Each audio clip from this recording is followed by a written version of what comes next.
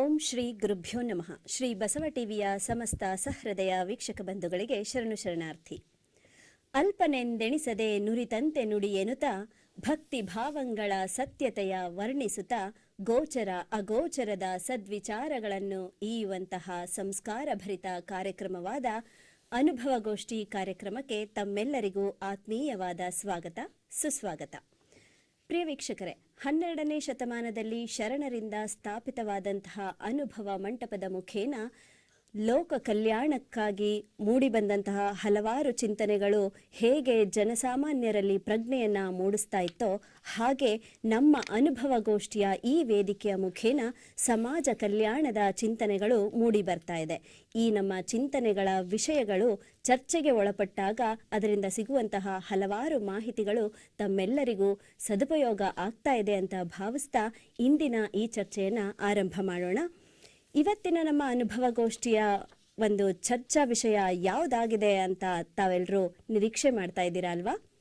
ಆಹಾರ, ಪೌಷ್ಟಿಕ ಆಹಾರ, ಆಹಾರ, ಪೌಷ್ಟಿಕ ಆಹಾರ, ಜೀವ ಉಳಿಸುವ ಶಕ್ತಿ ನೀಡುವ ಯುಕ್ತಿ ನೀಡುವಂತ ಆಹಾರ. ಹೀಗೆ ಹಾಡ್ತಾ ಹಾಡ್ತಾ ಪೌಷ್ಟಿಕ ಆಹಾರವನ್ನು ಕೊಡ್ತಾ ಅಕ್ಷರ ಜ್ಞಾನವನ್ನು ನೀಡ್ತಾ ಇದ್ದೀವಿ ಅಂತ ಸರ್ಕಾರಿ ಶಾಲೆಗಳು ಹೇಳ್ಕೊಡ್ತಾ ಇದೆ.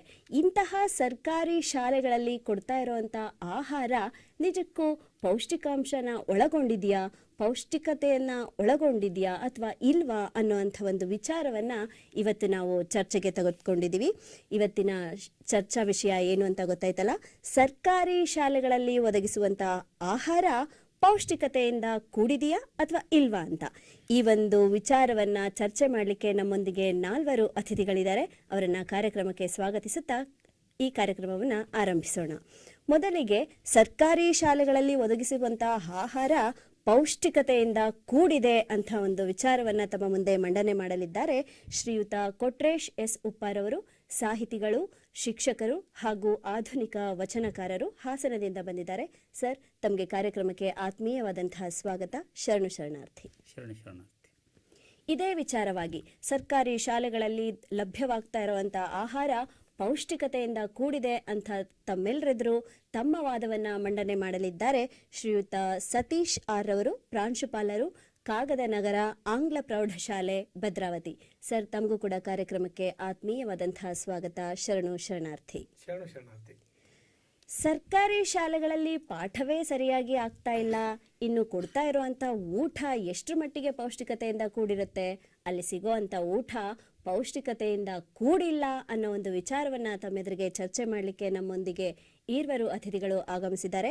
ಅವರಲ್ಲಿ ಶ್ರೀಯುತ ಪ್ರಕಾಶ್ ಜಿಂಗಾಡೆರವರು, ಶಿಕ್ಷಕರು ಮತ್ತು ಸಾಹಿತಿಗಳು, ಬೆಂಗಳೂರಿನಿಂದ ಆಗಮಿಸಿದ್ದಾರೆ. ಸರ್, ತಮಗೆ ಕಾರ್ಯಕ್ರಮಕ್ಕೆ ಆತ್ಮೀಯವಾದಂತಹ ಸ್ವಾಗತ, ಶರಣು ಶರಣಾರ್ಥಿ. ಶರಣ ಶರಣಾರ್ಥಿಗಳನ್ನು.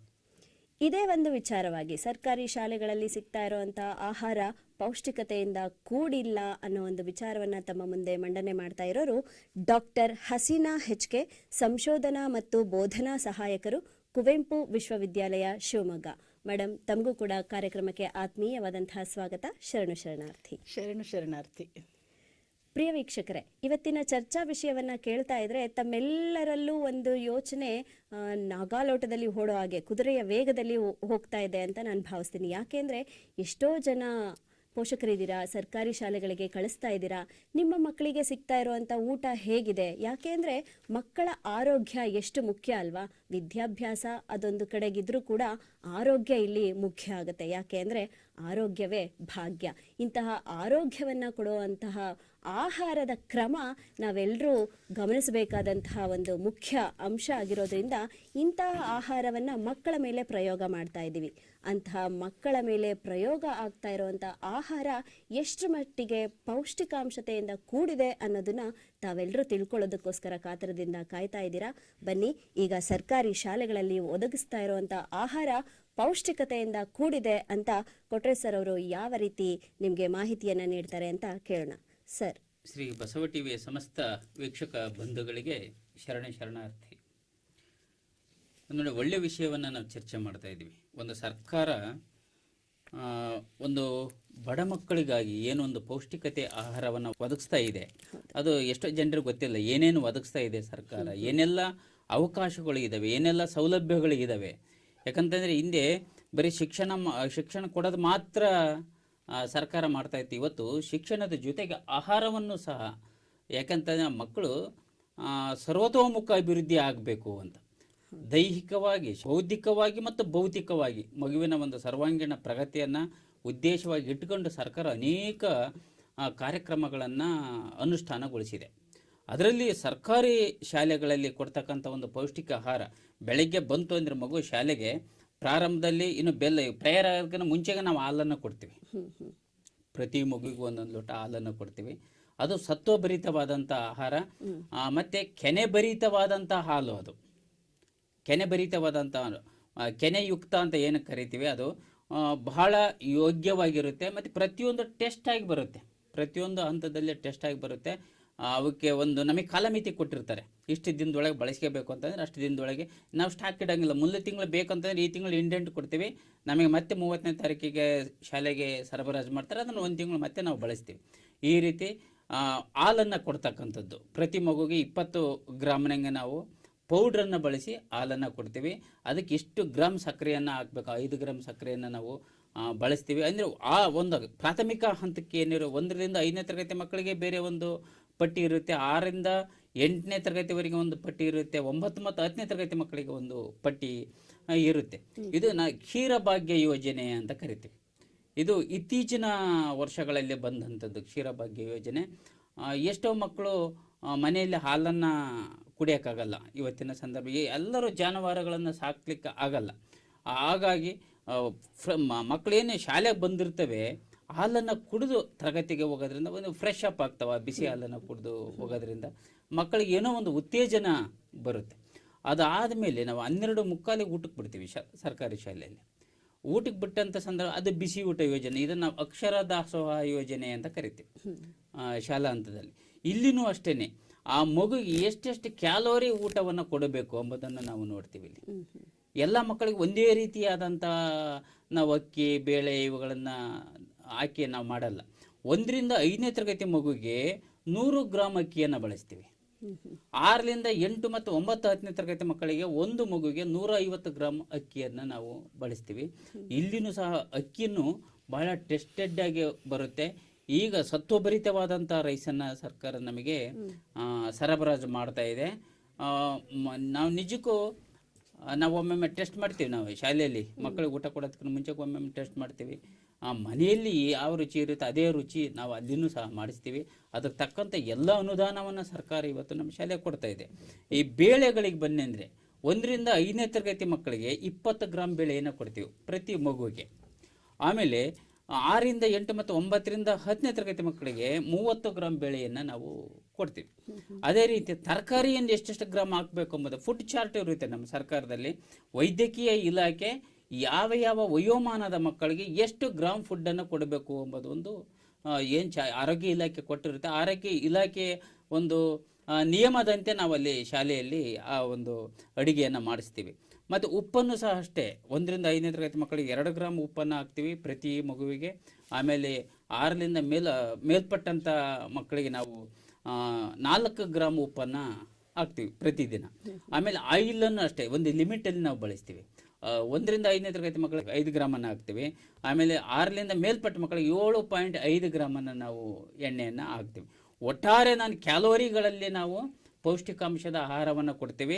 ಇಲ್ಲಿ ಎಲ್ಲವೂ ಸಹ ಬೇಳೆಯೂ ಸಹ ಬೇಳೆ ಪಾಲಿಸ್ಡ್ ಬೇಳೆ ಬರಲ್ಲ ಇಲ್ಲಿ ನಮಗೆ. ಎಲ್ಲ ನಾಟಿ ಬೇಳೆ ಒಳ್ಳೆ ಬೇಳೆಯನ್ನು ನಮಗೆ ಕೊಡ್ತಾರೆ. ಮತ್ತು ಆಯಿಲು ಅಷ್ಟೇ ಸನ್ಪ್ಯೂರ್ ಏನು ಅಲ್ಲಿ ನಾವು ಜನಸಾಮಾನ್ಯರು ಮನೆಯಲ್ಲಿ ನಾವು ಬಳಸ್ತೀವಿ ಅದೇ ಎಣ್ಣೆಯನ್ನು ನಮಗೆ ಆಯಿಲು ಸಹ ನಮಗೆ ಶಾಲೆಗೆ ಬರ್ತಕ್ಕಂಥದ್ದು. 1ರಿಂದ 5ನೇ ತರಗತಿ ಮಗುವಿಗೆ ಒಂದು ಊಟದಲ್ಲಿ 491 ಕ್ಯಾಲೋರಿ ಫುಡ್ಡನ್ನು ನಾವು ಕೊಡ್ತೀವಿ. ಹೀಗೆ ಕ್ಯಾಲೋರಿ ಲೆಕ್ಕದಲ್ಲಿ ನೀವು ಮಕ್ಕಳಿಗೆ ಅದೇ ರೀತಿ ನಾವು ಡೈಲಿ ಬರಿತೀವಿ ಅದನ್ನೇ. ಮತ್ತೆ ಅಷ್ಟೇ ನಾವು ಸರಬರಾಜನ್ನು ಸರ್ಕಾರ ನಮಗೆ ಏನು ಮಾಡಿರುತ್ತೆ ಆ ಸರಬರಾಜನ್ನು ನಾವು ಅಡಿಗೆಯವರಿಗೆ ಕೊಡ್ತೀವಿ, ಅವರು ಅಷ್ಟೇ ಬೇಯಿಸಬೇಕಾಗುತ್ತೆ. ಆಮೇಲೆ 6ರಿಂದ 8 ಮತ್ತು 9ರಿಂದ 10ನೇ ತರಗತಿ ಮಕ್ಕಳಿಗೆ 728 ಕ್ಯಾಲೋರಿ ಒಂದು ಊಟಕ್ಕೆ ನಾವು ಕೊಡ್ತಕ್ಕಂಥದ್ದು. ಆ ಕ್ಯಾಲೋರಿಗಳಲ್ಲಿ ನಾವು ಫುಡ್ ಏನನ್ನು ಆ ಮಗು ದೈಹಿಕವಾಗಿ ಸದೃಢ ಆಗಬೇಕು. ಆ ಸದೃಢತೆಗೆ ಸಂಬಂಧಪಟ್ಟಂಥ ಅಷ್ಟು ಕ್ಯಾಲೋರಿ ಆಹಾರವನ್ನು ನಾವಲ್ಲಿ ಒದಗಿಸ್ತೀವಿ. ಈ ರೀತಿ ಅಲ್ಲಿ 1ರಿಂದ 10ನೇ ತರಗತಿ ಮಕ್ಕಳಿಗೆ ಯಾವ್ಯಾವ ಏಜಿಗೆ ಯಾವ್ಯಾವ ತರಗತಿಗೆ ಎಷ್ಟೆಷ್ಟು ಗ್ರಾಮ್ಗಳನ್ನು ನಾವು ಬಳಸಿ ಆಹಾರದ ಪರಿಕರಗಳನ್ನು ಮಾಡ್ತೀವಿ. ಮತ್ತು ಒಂದೇ ರೀತಿ ಆಹಾರವನ್ನು ಮಾಡಲ್ಲ ನಾವು. ಬರ್ತೀನಿ ಸರ್, ಮತ್ತೆ ಬರ್ತೀನಿ. ಆಯ್ತು, ಮುಂದಿನ ಹಂತದಲ್ಲಿ ಮತ್ತೆ ನಾನು ಏನಂತ ಹೇಳ್ತೀನಿ. ಒಂದು ಮಗುವಿಗೆ ಅಗತ್ಯವಿರುವಂತಹ ಕ್ಯಾಲೋರಿ ಪ್ರಮಾಣ ಎಷ್ಟಿರುತ್ತೆ, ಆ ಪ್ರಮಾಣಕ್ಕೆ ಅನ್ವಯವಾಗಿ ನೀವು ಆಹಾರವನ್ನ ಒದಗಿಸ್ತಾ ಇರೋದ್ರಿಂದ ಆ ಮಕ್ಕಳಿಗೆ ಬೇಕಾದಂತಹ ಪೌಷ್ಟಿಕಾಂಶ ಸಿಗ್ತಾ ಇದೆ ಅನ್ನೋ ವಾದವನ್ನ ತಾವು ಮಂಡನೆ ಮಾಡಿದ್ರಿ. ಇದಕ್ಕೆ ನಮ್ಮ ಪ್ರಕಾಶ್ ಸರ್ ಅವರು ಏನು ಹೇಳ್ತಾರೆ? ಈಗ ಒಂದು ಮಾತಿದೆ, ಹಾಲು ಕುಡಿದ ಮಕ್ಕಳೇ ಬದುಕಲ್ಲ ಅಂತ. ಅಂಥದ್ರಲ್ಲಿ ಹಸುವಿನ ಹಾಲು ಕುಡಿದ ಮಕ್ಕಳೇ ಎಷ್ಟೋ ಅನಾರೋಗ್ಯಕ್ಕೆ ತುತ್ತಾಗ್ತಿದ್ದಾರೆ. ಅದು ಬಿಟ್ಟು ತಾಯಿಯ ಎದೆ ಹಾಲಿಗಿಂತ ಮಿಗಿಲಾದದ್ದು ಬೇರೆ ಯಾವುದೂ ಇಲ್ಲ ಅಂತ ಹೇಳ್ತಾರೆ. ಅಂತ ಹಾಲನ್ನು ಕುಡಿದ ಮಕ್ಕಳು ಕೂಡ ಅನಾರೋಗ್ಯಕ್ಕೆ ತುತ್ತಾಗ್ತಿದ್ದಾರೆ. ಅಂಥದ್ರಲ್ಲಿ ಶಾಲೆನಲ್ಲಿ ಕೊಡ್ತಾ ಇರುವಂಥ ಈ ಪೌಡರ್ ಹಾಲು ಎಷ್ಟು ಮಟ್ಟಿಗೆ ಪೌಷ್ಟಿಕಾಂಶ ಇದೆ ಅಂತ ತಾವು ಒಪ್ಕೋತೀರಾ? ಹೇಗೆ ಸರ್ಕಾರಿ ಶಾಲೆಯಲ್ಲಿ ಒದಗಿಸ್ತಾ ಇರುವಂಥ ಆಹಾರ ಪೌಷ್ಟಿಕಾಂಶತೆ ಇದೆ ಅಥವಾ ಇಲ್ಲ ಅಂತ ಹೇಗೆ ನೀವು ಹೇಳ್ತೀರಾ ಸರ್? ಶ್ರೀ ಬಸವ ಟಿವಿಯ ವೀಕ್ಷಕರಿಗೆ ಶರಣಾರ್ಥಿಗಳನ್ನು ಹೇಳ್ತಾ, ಇವತ್ತು ನನ್ನ ಪಾಲಿಗೆ ಬಂದಿರತಕ್ಕಂಥ ವಿಷಯ ಏನಂತಂದರೆ, ಸರ್ಕಾರಿ ಶಾಲೆಗಳಲ್ಲಿ ಒದಗಿಸುವ ಆಹಾರ ಪೌಷ್ಟಿಕಾಂಶದಿಂದ ಕೂಡಿದೆಯೋ ಇಲ್ವೋ ಅಂತ. ಇಲ್ಲ ಅಂತಕ್ಕಂಥ ವಿಷಯದ ಬಗ್ಗೆನೇ ನಾನು ವಾದ ಮಾಡ್ತೀನಿ. ಯಾಕಂದರೆ ಸಾಕಷ್ಟು ನೀವು ದಿನಪತ್ರಿಕೆಗಳಲ್ಲಿ ನೋಡಿರ್ಬೋದು, ಮತ್ತು ಸರ್ಕಾರಿ ಶಾಲೆಗಳಲ್ಲಿ ಕೊಡ್ತಕ್ಕಂಥ ಆಹಾರವನ್ನು ಸ್ವತಃ ಗ್ರಾಮಸ್ಥರೇ ಹೋಗಿ ಚೆಕ್ ಮಾಡಿದಾಗ, ಅಯ್ಯೋ ನನ್ನ ಮಗ ಇಂಥ ಊಟ ಮಾಡೋದಕ್ಕಿಂತ ಸುಮ್ಮನಿರೋದೇ ವಾಸಿ ಅನ್ನೋ ಅಭಿಪ್ರಾಯಗಳು ವ್ಯಕ್ತ ಆಗಿದ್ದು ಕೂಡ ಸರ್ವೇ ಸಾಮಾನ್ಯ, ಅದು ಸಾರ್ವತ್ರಿಕ, ಅದು ಎಲ್ಲರೂ ಕೂಡ ನಮ್ದಿರ್ತಕ್ಕಂಥ ಒಂದು ಸತ್ಯ. ಆಮೇಲೆ ಕೊಟ್ರೇಶ್ ಸರ್ ಹೇಳ್ತಾ ಇದ್ರೆ, ಬೆಳಗ್ಗೆ ನಾವು ಮಕ್ಕಳು ಬಂದ ತಕ್ಷಣ ಪೌಷ್ಟಿಕ ಕೆನೆ ಭರಿತ ಈ ಒಂದು ಮಗುವಿಗೆ 20 ಗ್ರಾಮ್, ಒಂದು ಮಗುವಿಗೆ 20 ಗ್ರಾಮ್ ಅಂತಂದ್ರೆ ಒಂದು ಕೆಜಿಗೆ ಒಂದು ಪಾಕೆಟ್ 1 ಕೆಜಿ ಇರುತ್ತೆ. ಅದು 50 ಜನಕ್ಕೆ ಕೊಡ್ಬೇಕು ಅವರು. ಯಾಕಂದ್ರೆ ಅವರೇ ಹೇಳಿದ್ದಾರೆ 20 ಗ್ರಾಮ್ ಕೊಡ್ತೀವಿ ಅಂತಂದ್ರೆ. ಒಂದು ಪಾಕೆಟ್ ಪೌಡ್ರನ್ನ 50 ಜನಕ್ಕೆ ಮಾಡ್ಬೇಕು ಅಂದ್ರೆ ಎಷ್ಟು ಯೂರಿನ್ ಹಾಲು ಕೊಡ್ತಾರೋ ಅಥವಾ ನೀರು ಕೊಡ್ತಾರೋ ಅದೇ ಗೊತ್ತಾಗಲ್ಲ. ನಮ್ಮ ಮನೇಲಿ ನೋಡಿ, ಹಾಲು ಹೇಗಿರ್ಬೇಕು, ಯಾವ ಪ್ರಮಾಣದಲ್ಲಿ ಇವ್ರು ಅಷ್ಟೇ ಕೊಡ್ಬೇಕು, 20 ಗ್ರಾಮ್. ಅದಕ್ಕಿಂತ ತಂದ್ಬಿಟ್ರೆ ಲೆಕ್ಕಾಚಾರ ತಪ್ಪಾಗ್ಬಿಡುತ್ತೆ. ಮೇಲಧಿಕಾರಿಗಳು ಬಂದು ಚೆಕ್ ಮಾಡ್ತಾರೆ, ಹಾಕೋ ನೀರು. ಮತ್ತು ಅದರಲ್ಲಿ ಶಿಕ್ಷಕರಿಗೆ ಎಷ್ಟು ಶೇರ್ ಹೋಗುತ್ತೋ, ಅವ್ರ ಮನೆಗೆ ಎಷ್ಟು ಪಾಕೆಟ್ ಹೋಗುತ್ತೋ ಅದೆಲ್ಲ ಲೆಕ್ಕಾಚಾರ ಮಾಡಿ ಕೂಡಿ ಕಳೆದ್ರು ಲೆಕ್ಕಾಚಾರ ಮಾಡಿದ್ರು ಕೂಡ 20 ಗ್ರಾಮ್ ಅಂತ ಅವ್ರು ಯಾವ ಕಾರಣಕ್ಕೂ ಕೂಡ ಕೊಡೋದಿಲ್ಲ. ಅದಂತೂ ನಂಬಲು ಅಸಾಧ್ಯವಾದಂತಹ ಮಾತೆ ಅಂತಾನೆ ನಾವು ಹೇಳ್ಬೋದು. ಆಮೇಲೆ ಇನ್ನೊಂದು, ಸರ್ಕಾರಿ ಶಾಲೆಗಳಲ್ಲಿ ಒಂದು ಜನಸಾಮಾನ್ಯ ಸರ್ಕಾರದವ್ರು ಏನೇ ಪುಕ್ಷಟೆ ಕೊಡ್ತಾರೆ ಅಂತಂದರೆ ಅದು ಅಲ್ಲಿ ಇಲ್ಲಿ ಬಿಸಾಕ್ತಕ್ಕಂಥದ್ದು, ಕ್ವಾಲಿಟಿ ಸರಿಯಾಗಿಲ್ತಿರ್ತಕ್ಕಂಥ. ಬಹುಶಃ ನೀವು ನ್ಯಾಯಬೆಲೆ ಅಂಗಡಿಯ ಒಂದು ಉದಾಹರಣೆ ತೆಗೆದುಕೊಳ್ಳಿ, ಯಾವ್ದು ಕಡಿಮೆ ರೇಟಿಗೆ ಕೊಡ್ತಾರೆ, ಯಾವ್ದು ಇದು ಕೊಡ್ತಾರೆ, ಅವೆಲ್ಲ ವೇಸ್ಟ್ ಆಗಿರ್ತಕ್ಕಂಥದ್ದು. ಯಾವುದು ಒಳ್ಳೆ ಕ್ವಾಲಿಟಿ ತಂದು ಚೆಕ್ ಮಾಡಿಬಿಟ್ಟು ಸರ್ಕಾರ ಕೊಡಿ ಅಂತ ಮೊದಲೇ ಪುಕ್ಷಟೆ ಕೊಡೋದು, ಅಂಥದ್ರಲ್ಲಿ ಇವೆಲ್ಲ ಕೊಡ್ತಾರೆ ಅನ್ನೋದು ನಂಬಕ್ಕೆ ಅಸಾಧ್ಯ. ಆಮೇಲೆ 1987 ಇದು ಪ್ರತ್ಯೇಕ ಸಾಕ್ಷಿ ಆಗಿರ್ತಕ್ಕಂಥ ಒಂದು ಉದಾಹರಣೆ ಹೇಳ್ತೀನಿ. ಅವಾಗ ರವೆ ಕೊಡ್ತಾ ಇದ್ರು. ಅಮೇರಿಕದಿಂದ ಇಂದಿರಾ ಗಾಂಧಿ ಸರ್ಕಾರ ಏನ್ ಮಾಡ್ತು, ಅಮೇರಿಕದಿಂದ ಅವ್ರೇನ್ ಮಾಡ್ತಾ ಇದ್ರು, ಹೆಚ್ಚು ಬೆಳೆದಿರ್ತಕ್ಕಂಥ ವೇಸ್ಟ್ ಆಗಿರ್ತಕ್ಕಂಥ, ಆಮೇಲೆ ಗೋಡಂಗಳಲ್ಲಿ ಕೊಳೆತು ಇರ್ತಕ್ಕಂಥ ಅದು ಸಮುದ್ರಕ್ಕೆ ಎಸಿತಾ ಇದ್ರಂತೆ. ಸಮುದ್ರಕ್ಕೆ ಮೀನು ತಿನ್ಲಿಕ್ಕೆ, ಮೀನು ಸಾಕಾಣಿಕೆ ಎಸಿತಾ ಇದ್ರು. ಅವಾಗ ನಮ್ಮಲ್ಲಿ ತುರ್ತು ಪರಿಸ್ಥಿತಿ ಇತ್ತು, ರಿಕ್ವೆಸ್ಟ್ ಮಾಡ್ಕೊಂಡು, ಅದು ಯಾಕೆ ಹಂಗೆ ಸಮುದ್ರಕ್ಕೆ ಎಸ್ತೀರಿ, ಬನ್ನಿ ನಮ್ಮಲ್ಲಿ ತಿಂತಕ್ಕಂಥ ಜನ ಇದ್ದಾರೆ ಅಂತಂದು ತಗೊಂಬಂದು ಅವಾಗ 1987 ಉಪ್ಪಿಟ್ಟನ್ನ ಕೊಡ್ಲಿಕ್ಕೆ ಸಾಧ್ಯ ಇರ್ತದೆ. ಉಪ್ಪಿಟ್ಟಲ್ಲಿ ಹುಡುಕಿದ್ರು ಕೂಡ ಒಂದು ಈರುಳ್ಳಿ ಪೀಸ್ ಸಿಗೋದು ಕಷ್ಟ ಇರ್ತಾ ಇತ್ತು. ಆಮೇಲೆ ಒಂದು ಇನ್ಸಿಡೆಂಟ್ ಹೇಳ್ತಾ, ಅವಾಗ ನಮ್ಮಲ್ಲಿ ಪುಟ್ಟಪ್ಪ ಮೇಷ್ಟ್ರು ಅಂತ ಇದ್ರು. ಅವರು ಇಲ್ಲಿ ಮನೇಲಿ ಮಾಡ್ಕೊಂಡಿದ್ರು. ಆ ಪಾಪ ಫ್ಯಾಮಿಲಿ ಬೇರೆ ಊರಲ್ಲಿ ಇತ್ತು. ಬಂದ ತಕ್ಷಣ ಉಪ್ಪಿಟ್ಟನ್ನು ತಿನ್ನೋರು, ಹೆಂಗೋ ಒಂದು ಮಧ್ಯಾಹ್ನ ಊಟ ಆಗುತ್ತೆ ಅನ್ನೋದು.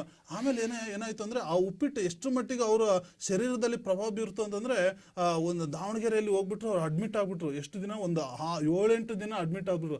ಅಯ್ಯೋ ಪುಟ್ಟಪ್ಪ ಮೇಷ್ಟ್ರು ಸತ್ರ ಅಂತಂದು ಊರೆಲ್ಲ ಗುಲ್ಲು. ಯಾಕೆ ಅಂತಂದ್ರೆ, ಗೌರ್ಮೆಂಟ್ ಸ್ಕೂಲ್ ಉಪ್ಪಿಟ್ಟು ತಿಂದ್ರು ಸತ್ತದ್ರು, ಗೌರ್ಮೆಂಟ್ ರೂಲ್ಸ್ ಉಪ್ಪಿಟ್ಟು. ಆಮೇಲೆ ಅವ್ರು ಬಂದ್ರು, ಸರ್ ಇನ್ನೂ ಬದುಕಿದ್ರ, ಚೆನ್ನಾಗಿದೆ, ನಾವು ತಿನ್ಬೋದ ಉಪ್ಪಿಟ್ಟು ಅನ್ನೋವಷ್ಟರ ಮಟ್ಟಿಗೆ ಅದು ಬಂದ್ಬಿಡ್ತು. ಆಮೇಲೆ ಅದಾದ್ಮೇಲೆ ಮಾಲ್ದಿ ಉಂಡೆ ಕೊಡ್ತಾ ಇದ್ರು. ಮಾಲ್ದಿ ಉಂಡೆ ಸ್ವೀಟ್ ಆಗಿರ್ತಕ್ಕಂಥ ಒಂದು ಮಾಲ್ದಿ ಉಂಡೆ ತಗೊಳಪ್ಪ ಅಂತ ಕೊಡ್ತಾ ಇದ್ರು. ಅದು ಎಷ್ಟು ಕೆಟ್ಟದಾಗಿರುತ್ತೋ ಅಂತಂದ್ರೆ, ಗುಣಮಟ್ಟ, ಬಣ್ಣ ಮತ್ತು ಸತ್ವಗಳಲ್ಲಿ ಯಾವುದೇ ಬದಲಾವಣೆ ಇಲ್ಲದೆ ರೂಪ ಮತ್ತು ಆಕಾರದಲ್ಲಿ ಮಾತ್ರ ಬದಲಾವಣೆಯಾಗಿ ಹಂಗೆ ಚಡ್ಡಿಯಲ್ಲಿ ಇಳಿತಾ ಇತ್ತಂಥದ್ದು. ಅಷ್ಟು ಮಟ್ಟಿಗೆ ಆ ಮಾಲ್ದಿ ಉಂಡೆಗಳನ್ನ ಕೊಡ್ತಾ ಇದ್ರು. ಅದು ಪ್ರತ್ಯಕ್ಷವಾಗಿ ಕಂಡಿರ್ತಕ್ಕಂಥ ಎಷ್ಟೋ ಜನ, ಅಪ್ಪ ನಿನ್ ಚಡ್ಡಿ ತೊಳೆಯೋಕ್ಕಿಂತ ಆ ಮಾಲ್ದಿ ಉಂಡೆ ಯಾಕೋ ತಿಂತೀಯ, ಮನೆ ಊಟ ಮಾಡೋ ಅಂತಂದು ಹಳ್ಳಿಗರು ಎಂಥ ಬಡವರು ಕೂಡ ಊಟ ಅದನ್ನ ಕೊಡ್ತಾ ಇರಲಿಲ್ಲ. ಯಾಕಂದ್ರೆ ಏನ್ ಮಾಡ್ಪಾಪ ತಿನ್ನೋದು ಮಾಲ್ದಿ ಉಂಡೆ ಹೆಂಗೋ ತಿಂದು ಎಲ್ಲ ಒಂದ್ ಕಡೆ ಮಾಡ್ಕೊಂಡ ಅಂದ್ರೆ ಅದೊಂಥರ ಆಗುತ್ತೆ. ಬಟ್ಟೆ ತೊಳಿಬೇಕಲ್ಲ, ಅದು ಆ ಪರಿಪಾಟ್ಲೆ ಅದಕ್ಕೆ ಬೇಕು ಅಂತ ಮಾಲ್ದಿ ಉಂಡೆದು. ಆಮೇಲೆ ಕೊನೆಗೆ ಇದು ಯಾಕೋ ಮಾಲ್ದಿ ಉಂಡೆ ಸರಿ ಆಗ್ತಾ ಇಲ್ಲ, ಮಾಲ್ದಿ ಉಂಡೆ ತಾನೇ ಹೊರಗೆ ಬಂದ್ರೆ ಜನಗಳು ಬೈದೇ ಇರ್ತಾರ ಅಂತಂದು ಕೊನೆಗೆ ಏನ್ ಮಾಡಿದ್ರು, ಹೋಗ್ಲಿ ಮಧ್ಯಾಹ್ನದ ಭೋಜನ ವ್ಯವಸ್ಥೆ ಮಾಡೋಣ ಅಂತಂದು ಬಂಗಾರಪ್ಪನವ್ರ ಕಾಲದಲ್ಲಿ ₹1 ಕೊಟ್ರು, ಮೊಟ್ಟೆ ಕೊಟ್ರು, ಹಾಲು ಕೊಟ್ರು. ನೀವೇ ಹೇಳ್ದಂಗೆ ಹಾಲು ಕುಡ್ದ ಮಕ್ಕಳೇ ಬದುಕಲ್ಲ, ಇನ್ನು ಪಾಕೆಟ್ ಹಾಲು ಕುಡ್ದ ಬದುಕ್ತಾವ ಅಂತ ನಾವು ಇವ್ರ ಪ್ರಶ್ನೆ ಮಾಡ್ಬೇಕಾಗುತ್ತೆ. ಪೌಡ್ರ್ ಕುಡ್ದ ಯಾರು ಬದುಕ್ತಾರ? ಅದು 20 ಗ್ರಾಮ್ ಅಂತೆ, 1 kgಗೆ 50 ಜನಕ್ಕೆ ಹಾಲು ಕೊಡ್ತಾರಂತೆ. ಅದು ಯಾವ ಮಟ್ಟಿಗೆ ಆ ಪೌಷ್ಟಿಕದಿಂದ ಕೂಡಿರ್ತದೋ, ಅದು ಹೆಂಗ್ ಕೆನೆ ಬರೀತಾನೋ ಏನೋ, ಅವರೇ ಅದಕ್ಕೆ ಆನ್ಸರ್ ಮಾಡಬೇಕು. ಇಂತಹ ಒಂದು ಆಹಾರವನ್ನು ಒದಗಿಸ್ತಾ ಇರೋದ್ರಿಂದ ಅದರಲ್ಲಿ ಪೌಷ್ಟಿಕಾಂಶತೆ ಇಲ್ಲ ಇಲ್ಲ, ಎಲ್ಲಿಂದ ಸಿಗುತ್ತೆ? ಆದ್ರೆ 20 ಗ್ರಾಮ್ ಲೆಕ್ಕಕ್ಕೆ ಇವ್ರು ಸರ್ಕಾರ ಕೊಡ್ಬೇಕಾದ ಲೆಕ್ಕಕ್ಕೆ ಆ ಅಡಿಗೆ ಅವ್ರದ್ದು, ಆಮೇಲೆ ಮೇಷ್ಟ್ರದ್ದು, ಅವ್ರ ಪಾಕೆಟ್ ಹಾಲು ಎತ್ಕೊಂಡು ಹೋಗಿದ್ದು ಅವೆಲ್ಲ ಲೆಕ್ಕ ಹಾಕಿದ್ರೆ ಕೊನೆಗೆ ಅವ್ರಿಗೆ ಕೊಡ್ತಕ್ಕಂಥ ಬರೀ ಬಿಸಿ ನೀರೇ. ಅದ್ರಲ್ಲಿ ಏನು ಸ್ವಲ್ಪ ಆ ಬಿಳಿ ಬಣ್ಣ ಮಿಶ್ರಿತ ಬಿಸಿ ನೀರನ್ನ ಕೊಡುತ್ತಿದ್ದೇವೆ ಅಂತ ಮಾತ್ರ ಅವ್ರು ಹೇಳ್ಬೇಕು ಹೊರತು ಹಾಲು ಕೊಡ್ತೀವಿ ಅದ್ರಲ್ಲಿ ಕೆನೆ ಬರೀತಾ ಅಂತ. ಆಮೇಲೆ ಅವ್ರು ಹೇಳಿದ್ರು ಅಕ್ಕಿ 100 ಗ್ರಾಮ್ ಅಕ್ಕಿ ಕೊಡ್ತೀವಿ, 20 ಗ್ರಾಮ್ ಬೇಳೆ ಒಂದ್ ಮಗುಗೆ, 5 ಗ್ರಾಮ್ ಉಪ್ಪು ಕೊಡ್ತೀವಿ, ಆಮೇಲೆ ಒಂದು 2 ಗ್ರಾಮ 7 ಗ್ರಾಮ ಎಣ್ಣೆ ಕೊಡ್ತೀವಿ ಅಂತಂದು. ಅವೆಲ್ಲ ಮಿಕ್ಸ್ ಮಾಡಿ ಅಡಿಗೆ ಮಾಡಿಬಿಡಿ ಮೇಡಮ್, ಅದು ಗೊತ್ತಾಗುತ್ತೆ. ಗಣೇಶನ್ ಮಾಡು ಅಂದ್ರೆ ಗಣೇಶನ್ ಅಪ್ಪನ್ ಮಾಡ್ದಂಗ ಆಗುತ್ತೆ. ಅದಕ್ಕಿಂತ ಅವ್ರ ಮ್ಯಾಲ ಹಾಕಂಗೆ ಇಲ್ಲ. ಆ ಬಟ್ಟೆ ಹೇಳ್ತಾನೆ, ಸರ್ ಇದು ಈಗ ನೋಡಿ ನಿಮ್ ಮದುವೆಯಲ್ಲಿ ಒಂದು ಏನಾದ್ರು ಅಡಿಗೆ ಮಾಡ್ಬೇಕು ಅಂದ್ರೆ ಇಂತಿಂತದ್ ಕೊಟ್ರೆ ಇಷ್ಟು ಚೆನ್ನಾಗಿರುತ್ತೆ ಅಂತ ಅವನು ಒಂದು ಲೀಸ್ಟ್ ಮಾಡ್ಕೊಟ್ಟಿರ್ತಾನೆ. ಇವ್ರು ಇದಕ್ಕಿಂತ ಅದಕ್ಕೆ ಜಾಸ್ತಿ ಕೊಡಂಗಿಲ್ಲಪ್ಪ, ನಮ್ ಸರ್ಕಾರದವ್ರು ಒಪ್ಪಲ್ಲ ಅಂದ. ಸರ್ ಸರಿ ಸರ್, ನಾನು ನೀರಿಗೆ ಒಗ್ಗರಣೆ ಹಾಕಿ ಕೊಟ್ಬಿಡ್ತೀನಿ ಸರ್ ಅಂತ. ಅದ್ರಲ್ಲಿ ಹುಡುಕಿದ ತರಕಾರಿ ಸಿಗೋದಿರ್ಲಿ, ಬೇಳೆ ಸಿಗೋದಿರ್ಲಿ, ಆಮೇಲೆ ಅವೆಲ್ಲ ಅಧಿಕಾರಿಗಳಿಗೆ ಅವರು ಏನು ಲಂಚ ಹೊಡೆಯೋದು ಅವ್ರು ಸುಮ್ಮನೆ ಇರಲ್ಲ ಅವರು. ಯಾಕಂದ್ರೆ ಒಬ್ಬ ಅಡಿಗೆಯವರಿಗೆ ಸಹಾಯಕವರಿಗೆ ಬರೀ ತಿಂಗಳಿಗೆ ₹600 ಕೊಡ್ತಾರೆ ಅವರು. ಮೊದಲು ಸ್ಟಾರ್ಟ್ ಆಗಿದೆ ₹600, ಈಗ ₹1200 ಮಾಡಿದ್ದಾರೆ. ಈಗ ₹1200 ಮಾಡಿದ್ರೆ ಆಮೇಲೆ ಈಗ 3000 ತನಕ ರೀಚ್ ಆಗಿದೆ. 3700 ಅನ್ಕೊಳ್ಳಿ, ಬೇಡ 4000ನೇ ಆಗ್ತೀನಿ ಸರ್. 4000ಕ್ಕೆ ಏನ್ ಬರುತ್ತೆ ಒಂದ್ ತಿಂಗಳಲ್ಲಿ? ಅವ್ನು ಬರ್ತಾನೆ, ಬಾರ ಕೋದಂಡ್ರಮ್ಮ 4000 ಕೊಡ್ತಾರಂತಿದ್ದೆ. ಅಷ್ಟು ಹಣ ಆಗಲ್ಲ ಅಣ್ಣ, 4000ಕ್ಕೆ ನಾನು ಅಲ್ಲೇ ಕೂಲಿಗೆ ಹೋದ್ರೆ ಒಂದು 10-15 ಸಾವಿರ ದುಡಿತೀನಿ. ಬಾರು ಹಾಲು ಸಿಗುತ್ತೆ, ತರಕಾರಿ ಸಿಗುತ್ತೆ ಬಾರು, ಬೇಳೆ ಸಿಗುತ್ತೆ ಬಾರು, ಎಣ್ಣೆ ಸಿಗುತ್ತೆ ಬಾರು. ಏನ್ ಅಳತೆ ಪ್ರಮಾಣ ಇದೆ ಅದು ಎಲ್ಲ ಹಂಚಿ ಹೋಗ್ತಾ ಇರೋದ್ರಿಂದ ಮೇಷ್ಟ್ರಿಗೆ ಸ್ವಲ್ಪ ಕೊಟ್ಟು ನಾವು ಉಳ್ದು ಉಳ್ಕೊಂಡು ಹೋಗೋಣ ಬಾರು. 4000 ಜೊತೆ 4000 ಜೊತೆಗೆ 8000 ಸೇರ್ಸ್ಕೊಳ್ಳ, ಅಷ್ಟಾಗುತ್ತೆ ಕಣೋ ದುಡಿಮೆ ಅಂತ ಹೇಳಿದ್ಮೇಲೆ ಅವನು ಅಡಿಗೆವನು ಬರೋನು. ಇಲ್ಲಾಂದ್ರೆ ಯಾವನು ಕೂಡ ಈ ಸಂಬಳಕ್ಕೆ ಬರಲ್ಲ. ಅಲ್ಲಿ ಗೊತ್ತಾಗುತ್ತೆ ಪೌಷ್ಟಿಕಾಂಶ ಕೊಡ್ತಾರೋ ಅಥವಾ ನೀರಿಗೆ ಒಗ್ಗರಣೆ ಹಾಕಿರ್ತಕ್ಕಂಥ ಸಾಂಬಾರು ಕೊಡ್ತಾರ ಅಂತ ಅಲ್ಲೇ ಗೊತ್ತಾಗ್ಬಿಡುತ್ತೆ. ಸೊ ಇದರಿಂದ ನೀವು ಸರ್ಕಾರಿ ಶಾಲೆಗಳಲ್ಲಿ ದೊರೆಯುತ್ತಾ ಇರೋಂತ ಆಹಾರದ ಪೌಷ್ಟಿಕಾಂಶತೆ ಇಲ್ಲ ಅಂತ ಹೇಳ್ತಾ ಇದ್ದೀರಾ? ಸಾಧ್ಯನೇ ಇಲ್ಲ. ಈ ದೊಡ್ಡವ್ರಿಗೆ ಕೂಡ ಈ ಸೊಸೈಟಿನಲ್ಲಿ ಕೊಡ್ತಾ ಇರೋಂಥ ರೇಷನ್ ಏನಿದೆ, ಸಮಾಜದಲ್ಲಿ ಸೊಸೈಟಿನಲ್ಲಿ ಸಿಗ್ತಾ ಇರೋಂಥ ಆಹಾರ ಧಾನ್ಯಗಳು ಏನಿದೆ ಅದೆಲ್ಲ ಕಳಪೆ ಮಟ್ಟದ್ದು ಅಂತ ಹೇಳ್ತಾ, ದೊಡ್ಡವ್ರು ತಗೊಳ್ಳೋ ಅಂಥ ಒಂದು ರೇಷನ್ನಲ್ಲೇ ಕಳಪೆ ಮಟ್ಟ ಇದೆ. ಇನ್ನು ಮಕ್ಕಳು ಎಲ್ಲಿ ಪರೀಕ್ಷೆ ಮಾಡಿ ನೋಡ್ತಾರೆ? ಅಂಥ ಮಕ್ಕಳಿಗೆ ಯಾವ ರೀತಿಯ ಕಳಪೆ ಮಟ್ಟದ ಸಾಮಗ್ರಿಗಳನ್ನು ಬಳಸಿ ಅವರು ಆಹಾರವನ್ನು ಕೊಡ್ತಾ ಇದ್ದಾರೋ ಏನೋ, ಅದರಲ್ಲೂ ಕೂಡ ಹಂಚಿಕೆ ಕೂಡ ಆಗ್ತಾ ಇದೆ.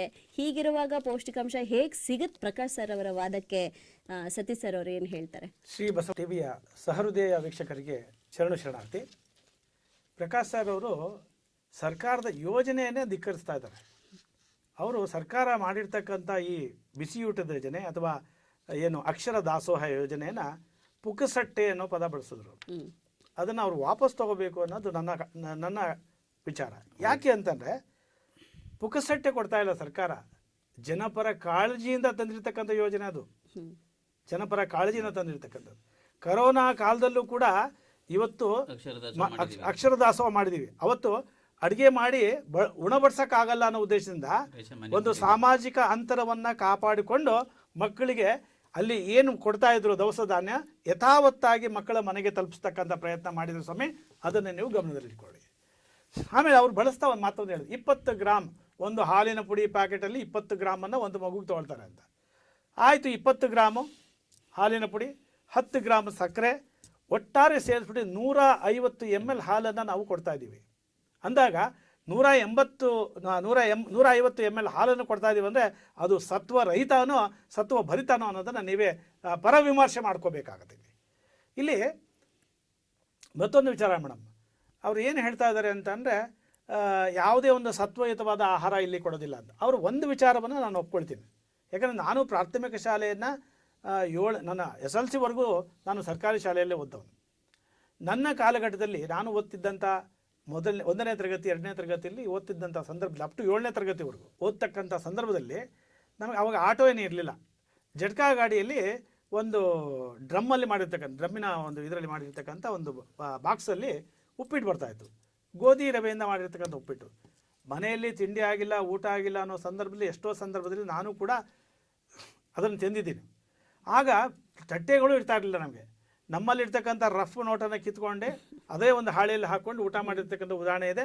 ಅವ್ರ ವಿಚಾರ ನನಗೆ ಸರಿ ಅನ್ಸುತ್ತೆ, ಯಾಕಂದರೆ ಅವಾಗ ಹೊಟ್ಟೆ ನೋವು ನನಗೂ ಬಂದಿತ್ತು. ಆದರೆ ಒಪ್ಕೊಂಡಿದ್ದೀನಿ. ಆದರೆ ಅನ್ನೋ ಪ್ರಶ್ನೆ ಇದೆ ಸ್ವಾಮಿ ನನ್ನಲ್ಲಿ.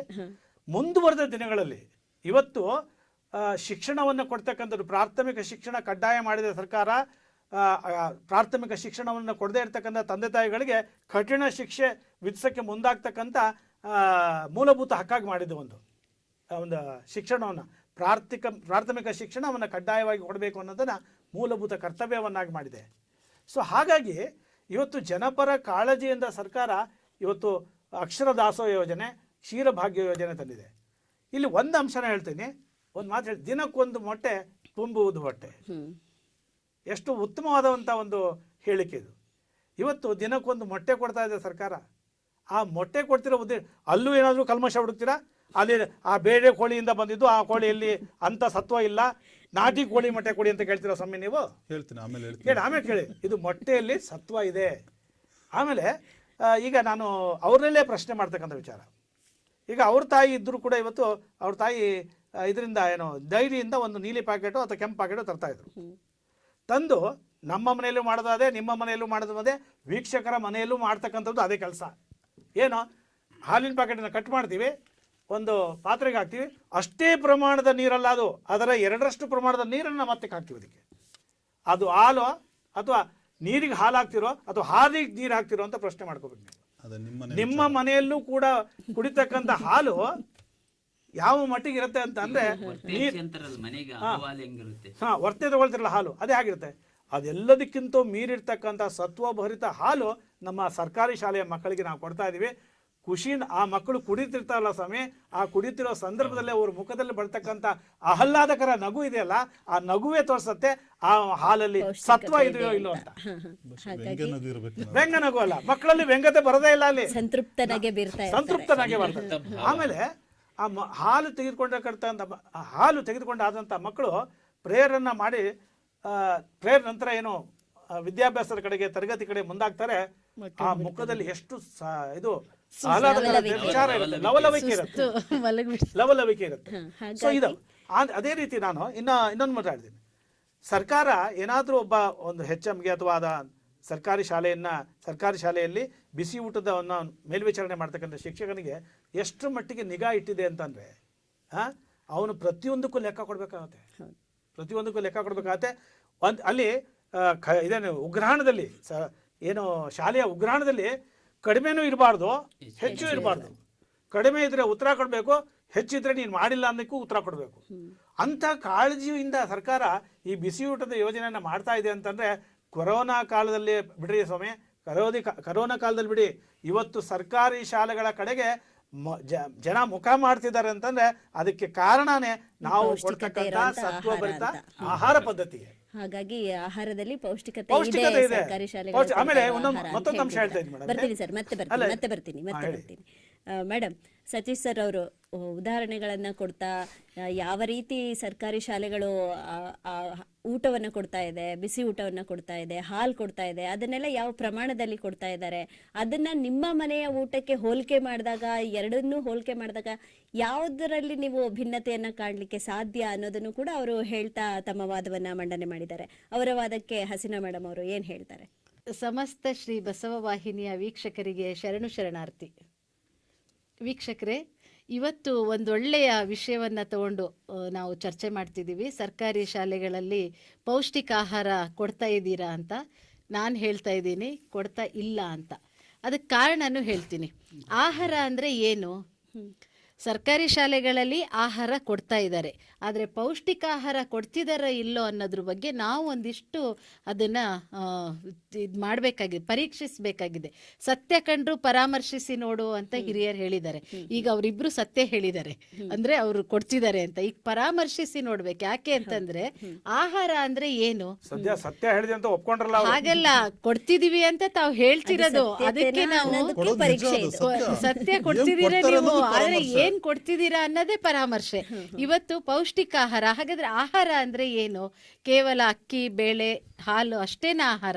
ಇವತ್ತು ಮನುಷ್ಯಂಗೆ ಬದುಕಕ್ಕೆ, ಅದರಲ್ಲೂ ಮಕ್ಕಳಿಗೆ, ಅದಕ್ಕೆ ಹೇಳ್ತಾರೆ ನಮ್ಮ ಹಿರಿಯರು, ಅಜ್ಜಿ ಹೇಳ್ತಿದ್ರು, ನೀನ್ ಏನ್ 15 ವರ್ಷದ ತನಕ ಊಟ ಮಾಡ್ತೀಯೋ ಅದು ನೀನ್ 80 ವರ್ಷಕ್ಕೆ ಬರೋದು ಅಂಥೇಳಿ ಹಿರಿಯರು ಹೇಳ್ತಿದ್ರು. ನಾವು ನಮ್ಮ ಯೌವನದವರೆಗೆ ಏನನ್ನ ತಿಂತೀವೋ ಅದು ನಮ್ಮ ವೃದ್ಧಾಪ್ಯದಲ್ಲಿ ಅದು ಬರುತ್ತೆ. ಯಾಕಂತಂದ್ರೆ ಇವತ್ತು ಆ ಮಗುವಿನ ಮಾನಸಿಕ ಮತ್ತು ದೈಹಿಕ ಬೆಳವಣಿಗೆಗೆ ಯಾವ ತರಹದ ಆಹಾರ ಬೇಕು.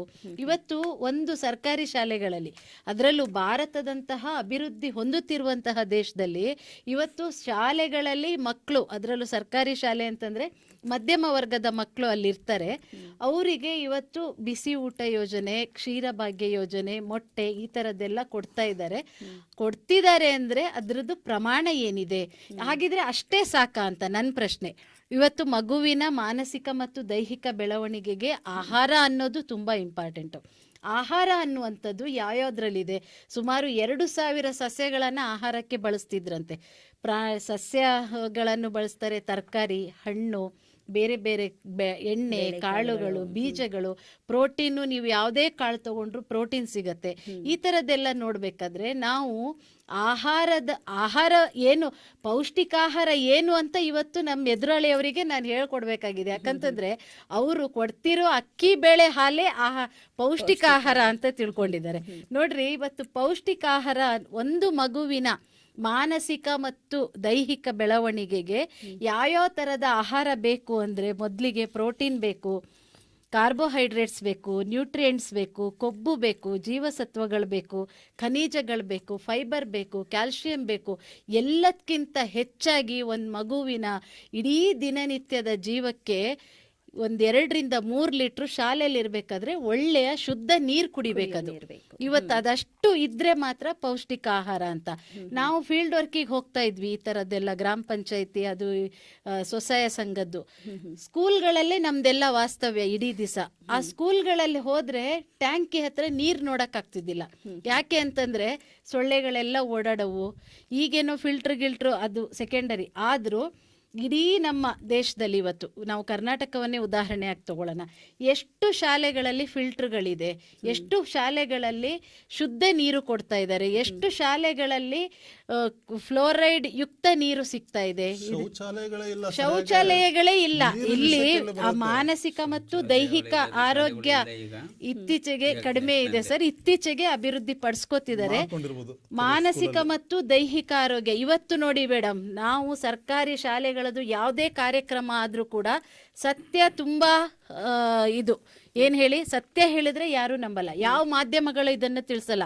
ನ್ಯೂಟ್ರಿಯೆಂಟ್ಸ್ ಐಟಮ್ಸು ಯಾವುದು ಶಕ್ತಿಯುತವಾದಂತಹ ಪೌಷ್ಟಿಕ ಭರಿತ ಆಹಾರ ಸರ್ಕಾರಿ ಶಾಲೆಗಳಲ್ಲಿ ಕೊಡುವಂತಹ ಆಹಾರದಲ್ಲಿ ಇಲ್ಲ ಅನ್ನೋದು ಸಾಬೀತಾಗಿದೆ. ಆದರೂ ಕೂಡ ಯಾವ ಮಾಧ್ಯಮಗಳು ಅದನ್ನು ತಿಳಿಸಲ್ಲ. ಯಾಕೆ ತಿಳಿಸಲ್ಲ ಅಂತಂದ್ರೆ ಮಾಧ್ಯಮಗಳು ಸರ್ಕಾರದ ವಿರುದ್ಧವಾಗಿ ಯಾವುದೇ ರೀತಿಯಾದಂತಹ ರಿಪೋರ್ಟನ್ನು ಕೊಡಲ್ಲ. ಇವತ್ತು ಯಾವುದು ಆಹಾರದಲ್ಲಿ, ಇವತ್ತು ನೀವು ಇದ್ರದ್ದು ಅಂಗಡಿಗಳಿಗೆ ಹೋಗ್ತೀರಿ, ನ್ಯಾಯಬೆಲೆ ಅಂಗಡಿಗಳಲ್ಲಿ ಅಕ್ಕಿ ಕೊಡ್ತಾರೆ, 10 ಸತಿ ತೊಳೆದ್ರು ಇನ್ನು ಬೆಳ್ಳಗ್ ನೀರೇ ಬರ್ತಾ ಇರುತ್ತೆ. ಬೇಳೆ ಕೊಡ್ತಿದ್ದಾರೆ 3rd ಕ್ವಾಲಿಟಿ, 1st ಕ್ವಾಲಿಟಿ ಎಲ್ಲಿಗೆ ಹೋಗುತ್ತೆ, 2nd ಕ್ವಾಲಿಟಿ ಎಲ್ಲಿಗೆ ಹೋಗುತ್ತೆ. ಸರ್ಕಾರಿ ವಿಷಯ ಬಂದಾಗ 3rd ಕ್ವಾಲಿಟಿ ಇದು ಬರ್ತಾರೆ. ನ್ಯಾಯಬೆಲೆ ಅಂಗಡಿಗೆ ಹೋಗಿ, ಸರ್ಕಾರಿ ಶಾಲೆಗಳಿಗೆ ಹೋಗಿ ಕೊಡಲ್ಲ ಅಂತ ಹೇಳ್ತಾ ಇಲ್ಲ, ಕೊಡ್ತಾ ಇದ್ದೀರಾ. ಆದ್ರೆ ಕೊಡ್ತಾ ಇರೋದ್ರಲ್ಲಿ ಯಾವುದೇ ಪೌಷ್ಟಿಕಾಂಶ ಇಲ್ಲ. ಕಾರಣ ಏನು ಅಂತಂದ್ರೆ ನಮ್ಮ ವಿಶ್ವವಿದ್ಯಾಲಯದಲ್ಲೇ ನ್ಯೂಟ್ರಿಯೆಂಟ್ ಕ್ವಾಲಿಟಿ ಟೆಸ್ಟ್ನ ಖಾಸಗಿ ಇದು ಕಂಪನಿಗಳು ಮಾಡಿಸ್ತಿದ್ರು. ಅದರಲ್ಲಿ ಸಾಬೀತಾಗಿದೆ ಯಾವುದು ಕೂಡ ಪೌಷ್ಟಿಕ ಪೌಷ್ಟಿಕತೆಯಿಂದ ಕೂಡಿಲ್ಲ ಭರಿತಂತಹ ಅಂತ. ಆಹಾರ ಕೂಡಿಲ್ಲ ಅಂತ. ಆದ್ರೆ ಅದನ್ನ ಯಾರು ಕೂಡ ಓಪನ್ ಆಗಿ ಹೇಳಲ್ಲ. ಕಾರಣ ಏನು ಅಂತಂದ್ರೆ ಸರ್ಕಾರದ ಅಡಿಯಲ್ಲಿ ಕೆಲಸ ಮಾಡೋದು, ಸರ್ಕಾರಿ ಕಾರ್ಯಕ್ರಮ ಇದು. ಅದರಲ್ಲೂ ಪ್ರಾಥಮಿಕ ಶಿಕ್ಷಣ ಅಥವಾ ಮಾಧ್ಯಮಿಕ ಶಿಕ್ಷಣದಂತಹ ರಿಪೋರ್ಟ್ಗಳನ್ನ ಕೊಟ್ರೆ ಮತ್ತೆ ಶಾಲಾ ಶಿಕ್ಷಣ ಅನ್ನುವಂಥದ್ದು ಈಗೇನು 14 ಅಂಶಗಳನ್ನ ತಂದಿದ್ದಾರೆ ನ್ಯೂ ಎಜುಕೇಶನ್ ಪಾಲಿಸಿಗೆ, ಇದೆಲ್ಲದು ಅಡ್ಡಿ ಆಗ್ಬೋದು ಅನ್ನೋ ಕಾರಣಕ್ಕೆ ಯಾವ್ದು ವರದಿಗಳನ್ನ ಕೊಡಲ್ಲ. ಆದ್ರೂ ಕೂಡ ವರದಿಗಳನ್ನ ಕೊಟ್ಟಿಲ್ಲ ಅಂದ ತಕ್ಷಣ ಅವ್ರು ಕೊಡ್ತಿರೋ ಆಹಾರ ಅಂತ ಪೌಷ್ಟಿಕ ಆಹಾರ ಅಂತ ನಾವು ಒಪ್ಕೊಳಕ್ಕಾಗಲ್ಲ. ಯಾಕೆ ಅಂತಂದ್ರೆ ಒಂದು ಮಗುವಿನ ಮಾನಸಿಕ ಮತ್ತು ದೈಹಿಕ ಬೆಳವಣಿಗೆಗೆ ಬೇಕಾಗುವಂತಹ ಕ್ಯಾಲ್ಸಿಯಂ, ಪ್ರೋಟೀನು, ಐರನ್, ಆ ತರ ನ್ಯೂಟ್ರಿಯೆಂಟ್ಸು, ಕಾರ್ಬೋಹೈಡ್ರೇಟ್ಸ್ ಇವರು ಕೊಡ್ತಾ ಇಲ್ಲ. ಬಡವ್ರ ಮಕ್ಕಳು ಇಸ್ಕೊಂಡಷ್ಟು ಮಕ್ಕಳು ತಿಂದಷ್ಟು. ಬಡವ್ರ ಮಕ್ಕಳು ಸರ್ಕಾರದಿಂದ ಫ್ರೀ ಆಗಿ ಸಿಗುತ್ತೆ, ಅದು ಹೇಗಿದ್ರು ನಡೆಯುತ್ತೆ, ಹೊಟ್ಟೆ ತುಂಬುತ್ತೆ ಅನ್ನೋ ಒಂದು ಅದಕ್ಕೆ ಅಂಬೇಡ್ಕರ್ ಒಂದ್ ಮಾತು ನಿಟ್ಟಿನಲ್ಲಿ ಅದು ಸಾಗ್ತಾ ಇದೆ ಅಂತ. ಹೌದು, ಅಂಬೇಡ್ಕರ್ ಒಂದ್ ಮಾತು ಹೇಳ್ತಾರೆ, ಯಾವತ್ತು ನೀವು ಎದುರಾಡೋದನ್ನ ನಮ್ಗ ಸರಿಯಾಗ್ದಿದ್ದನ್ನ ನೀವು ತೋರ್ಪಡಿಸ್ಕೊಳ್ಳೋದಿಲ್ವೋ ಅಲ್ಲಿವರೆಗೆ ನಿಮ್ ಸ್ಥಿತಿ ಇದೆ ಅಂತ. ಹಾಗಾಗಿ ಜನ ಎಚ್ಚೆತ್ಕೊಳ್ಬೇಕು. ಜನ ಹೋಗಿ ಏನನ್ನ ಕೊಡ್ತಿದ್ದಾರೆ, ಏನನ್ನ ಕೊಡ್ತಿದ್ದಾರೆ ಅಂತ ಜನ ಕೇಳ್ಬೇಕು. ಬರ್ತೀನಿ ಮೇಡಮ್, ಮತ್ತೆ ಬರ್ತೀನಿ. ಹಸೀನಾ ಮೇಡಮ್ ರವರು ಖಂಡಿತವಾಗಿ ಹೇಳ್ತಾ ಇದ್ದಾರೆ, ಟೇಬಲ್ನ ಕುಟ್ಟಿ ಹೇಳ್ತಾ ಇದ್ದಾರೆ, ಸರ್ಕಾರಿ ಶಾಲೆಗಳಲ್ಲಿ ಕೊಡ್ತಾ ಇರುವಂತ ಆಹಾರದಲ್ಲಿ ಯಾವುದೇ ಪೌಷ್ಟಿಕತೆ ಇಲ್ಲ ಅಂತ. ಅದಕ್ಕೆ ಕೊಟ್ರೆ ಸರ್ ಅವರು ಯಾವ ರೀತಿ ಪ್ರತಿವಾದವನ್ನ ಮಂಡನೆ ಮಾಡ್ತಾರೆ? ಸರ್ಕಾರಿ ಶಾಲೆ ಯಾರೋ ಹೋಗಿದ್ದು ಕೇಳಿದ್ರಷ್ಟೇ, ಇವರು ಖುದ್ದಾಗಿ ಶಾಲೆಗೆ ಭೇಟಿ ಕೊಟ್ಟಿಲ್ಲ. ನಾನೊಬ್ಬ ಸರ್ಕಾರಿ ಶಾಲೆಯ ಮುಖ್ಯ ಶಿಕ್ಷಕನಾಗಿ ಹೇಳ್ತಾ ಇದ್ದೀನಿ. ಯಾಕೆ ದಿನನಿತ್ಯ ನಾವು ಇದನ್ನೇ ತರಕಾರಿ ಓದ್ಕೊಂಡು ಹೋಗೋರು ನಾವು, ಎಂತೆಂಥ ಅಡುಗೆ ಕೊಡಬೇಕಂಬತ್ತು ತಿಳ್ಕೊಂಡಿರೋರು ನಾವು. ಇವರುಗಳಿಗೆ ಏನು ಗೊತ್ತು? ಪ್ರೈವೇಟಲ್ಲಿರೋರಿಗೆ ಸರ್ಕಾರಿ ಶಾಲೆದು ಏನು ಗೊತ್ತಿದೆ? ಹಂಗಾಗಿ ಏನು ಅಲ್ಲಿ ಮಾತಾಡಬೇಕಲ್ಲ ಅಂತ ಮಾತಾಡ್ತಾ ಇದ್ದಾರೆ. ಅವರೊಂದು ಮಾತಂದರು, ಯಾವ ಮಾಧ್ಯಮಗಳು ಸರ್ಕಾರದ ವಿರುದ್ಧ ಬರೆಯಲ್ಲ. ಹಂಗೆ ಬರೆಯದೇ ಇದ್ದಿದ್ದಂದ್ರೆ ಇವತ್ತು ಯಾವ ಮಂತ್ರಿಗಳದು ಹಗರಣಗಳು ಹೊರಗಡೆ ಬರ್ತಾ ಇರಲಿಲ್ಲ. ಯಾವ ಮಾಧ್ಯಮಗಳೇನು ಇವತ್ತು ಕಣ್ಣು ಮುಚ್ಕೊಂಡು ಕೂತಿಲ್ಲ. ಎಲ್ಲಿ ಒಂದು ಸರ್ಕಾರಿ ಶಾಲೆಯಲ್ಲಿ ಒಂದು ಮಿಸ್ಯೂಸ್ ಆಯ್ತು ಅಂದ್ರೂ ಯಾಕೆ ನ್ಯೂಸ್ ಬರಲ್ವಾ? ಸಾಕಷ್ಟು ನ್ಯೂಸ್ ಬರ್ತವೆ, ಇಲ್ಲ ಅನ್ನಲ್ಲ. ಆದರೆ ಅಲ್ಲಲ್ಲ ನಿಮಗೆ ಬಂದ ಮಾತಾಡಿದ್ರೆ ನೆಕ್ಸ್ಟ್. ಆದರೆ ಯಾವುದು ಅಲ್ಲಿ ನೋಡ್ತಾರೆ ಗುಣಮಟ್ಟನ, ಇವತ್ತು ಬಂದು ನೋಡಿ ಗೋಧಿ ನೋಡಿ ಎಷ್ಟು ಕ್ವಾಲಿಟಿ ಗೋಧಿ ಕೊಡ್ತಾ ಇದೆ ಸರ್ಕಾರ, ಎಷ್ಟು ಕ್ವಾಲಿಟಿ ಅಕ್ಕಿಯನ್ನು ಕೊಡ್ತಾ ಇದೆ, ಎಷ್ಟು ಕ್ವಾಲಿಟಿ ಬೇಳೆಯನ್ನು ಕೊಡ್ತಾ ಇದೆ. ನಮಗೆ ಗೊತ್ತಿದೆ. ದಿನ ನಾವು ಆ ವಿದ್ಯಾರ್ಥಿಗಳ ಜೊತೆಗೆ ಇರ್ತಕ್ಕಂಥವ್ರು, ಅಡುಗೆ ಮಾಡಿಸ್ತಕ್ಕಂಥವ್ರು ನಾವು. ಮತ್ತು ನಾನು ಆವಾಗಲೇ ಹೇಳ್ತಾ ಇದ್ದೆ, ಮತ್ತು ತರಕಾರಿಗೆ ಇಷ್ಟಂತ ಕೊಡ್ತಾ ಇದ್ದೇನೆ. ಒಂದು ಪ್ರಾಥಮಿಕ ಶಾಲಾ ಮಕ್ಕಳಿಗೆ 1ರಿಂದ 5ನೇ ತರಗತಿ ಮಕ್ಕಳಿಗೆ ಪ್ರತಿದಿನ ನಮಗೆ ತರಕಾರಿ ಖರ್ಚು ಅಂತ ಪ್ರತಿ ಒಂದು ಮಗುಗೆ ₹1.67 ಕೊಡುತ್ತೆ. ಆಮೇಲೆ 6ರಿಂದ ನಂತರ ಮಕ್ಕಳಿಗೆ ನಮಗೆ ₹2.40 ಕೊಡುತ್ತೆ ಬರೀ ತರಕಾರಿಗೆ. ಸಾಂಬಾರು ಪದಾರ್ಥ ಬೇರೆ, ಸಾಂಬಾರು ಪದಾರ್ಥ ಖಾರ ಪುಡಿ, ಸಾಂಬಾರು ಪುಡಿ ಅವನಿವ ಅಂತ ಹೇಳಕ್ಕೆ ಮತ್ತೆ ಅದಕ್ಕೆ ಸಪ್ರೇಟಾಗಿ ಕೊಡುತ್ತೆ. ಅದಕ್ಕೆ ಸಪ್ರೇಟಾಗಿ ಒಂದು ಅಮೌಂಟನ್ನು ಕೊಡುತ್ತೆ. ಆ CG ಅಂತಲೇ ನಮಗೆ ಬಿಡುಗಡೆ ಆಗುತ್ತೆ. ಆ CGಲಿ ಅಷ್ಟು ಮಕ್ಕಳದ್ದು ನಾವು ಒಟ್ಟಾಗಿ ಹೋಗಿ ನಾವು ತರಕಾರಿಯನ್ನು ತೆಗೆದುಕೊಂಡು ಹೋಗ್ತೀವಿ. ಆದರೆ ಆ ಮನೆಯಲ್ಲಿ ಮಕ್ಕಳು ಅಷ್ಟೊಂದು ವೆರೈಟೀಸ್ ಊಟ ಮಾಡ್ತಾರೆ ಇಲ್ವೋ? ನಮ್ಮ ಶಾಲೆಯಲ್ಲಿ ಒಂದು ಟೈಮ್ ಟೇಬಲ್ ಇದೆ. ಯಾರೇ ಒಂದು ವಿಸಿಟ್ ಬರಲಿ, ಸೋಮವಾರ ಬಂದರೆ ಅಂತಂದರೆ ಸೋಮವಾರ ನಾವು ಸೊಪ್ಪಿನ ತರಕಾರಿ ಸಾರು ಅನ್ನ ಮಾಡಿಸಿರ್ಬೇಕು, ಬೇರೆದು ಮಾಡಿಸಂಗಿಲ್ಲ. ಅವತ್ತು ನಮಗೊಂದು ಟೈಮ್ ಟೇಬಲ್ ಕೊಟ್ಟರೆ ಯಾವ್ಯಾವತ್ತು ಏನೇನ ಮಾಡಿಸ್ಬೇಕಂತ. ಮಂಗಳವಾರ ತರಕಾರಿ ಪಲಾವ್ ಅಥವಾ ಟೊಮೆಟೊ ಬಾತು, ಅದಕ್ಕೆ ತರಕಾರಿ ಪಲ್ಯ ಒಂದು ನಂಜಿಕೆಳಕ್ಕೆ. ಇದು ನಮ್ಮ ಚಾರ್ಟ್ ಪ್ರಕಾರ ನಾವು ಮಾಡಿಸ್ತಕ್ಕಂಥದ್ದು. ಬುಧವಾರ ಅನ್ನ, ಬೇಳೆ ರಸಮ್ಮು, ಕಾಳು ಪಲ್ಯ ಅಥವಾ ತರಕಾರಿ ಪಲ್ಯವನ್ನು ಮಾಡ್ತೀವಿ ನಾವು ಬೇಳೆ ರಸಮ್ ಜೊತೆಗೆ. ಗುರುವಾರ ಅನ್ನ ಮತ್ತು ಮಿಶ್ರಿತ ತರಕಾರಿ ಸಾಂಬಾರನ್ನು ಮಾಡ್ತೀವಿ. ಪ್ರತಿ ಶುಕ್ರವಾರ ನಾವು ಬಿಸಿಬೇಳೆ ಭಾತ ಅಥವಾ ಅದಕ್ಕೆ ಜೊತೆಗೆ ಖಾರ ಬೂಂದಿಯನ್ನು ನಾವು ಮಾಡ್ತಕ್ಕಂಥದ್ದು, ಬೇಳೆಯನ್ನು ಅಲ್ಲಿ ಬಳಸ್ತೀವಿ. ಆಮೇಲೆ ಶನಿವಾರ ತರಕಾರಿ ಉಪ್ಪಿಟ್ಟನ್ನು, ಗೋಧಿಯನ್ನು ಕೊಡುತ್ತೆ, ಗೋಧಿಯನ್ನು ನಾವು ನುಚ್ಚು ಮಾಡಿಸ್ಕೊಂಡ್ಬಂದು ತರಕಾರಿ ಉಪ್ಪಿಟ್ಟು ಮಾಡ್ತೀವಿ. ನಾವು ಇಟ್ಟು ಮಾಡಿಸ್ಕೊಂಡು ಬಂದಿದ್ದೀವಿ. ಒಂದು ವಾರ ತರಕಾರಿ ಉಪ್ಪಿಟ್ಟು ಕೊಟ್ಟೆ ಅಂದರೆ ಒಂದು ವಾರ ಚಪಾತಿ ಕೊಡ್ತೀವಿ. ಚಪಾತಿಗೆ ಆಲೂಗಡ್ಡೆ ಪಲ್ಯ ಮತ್ತು ಬೇರೆ ಬೇರೆ ಪಲ್ಯಗಳನ್ನು, ಸಾಗುಗಳನ್ನು ನಾವು ಮಾಡಿಸ್ತೀವಿ.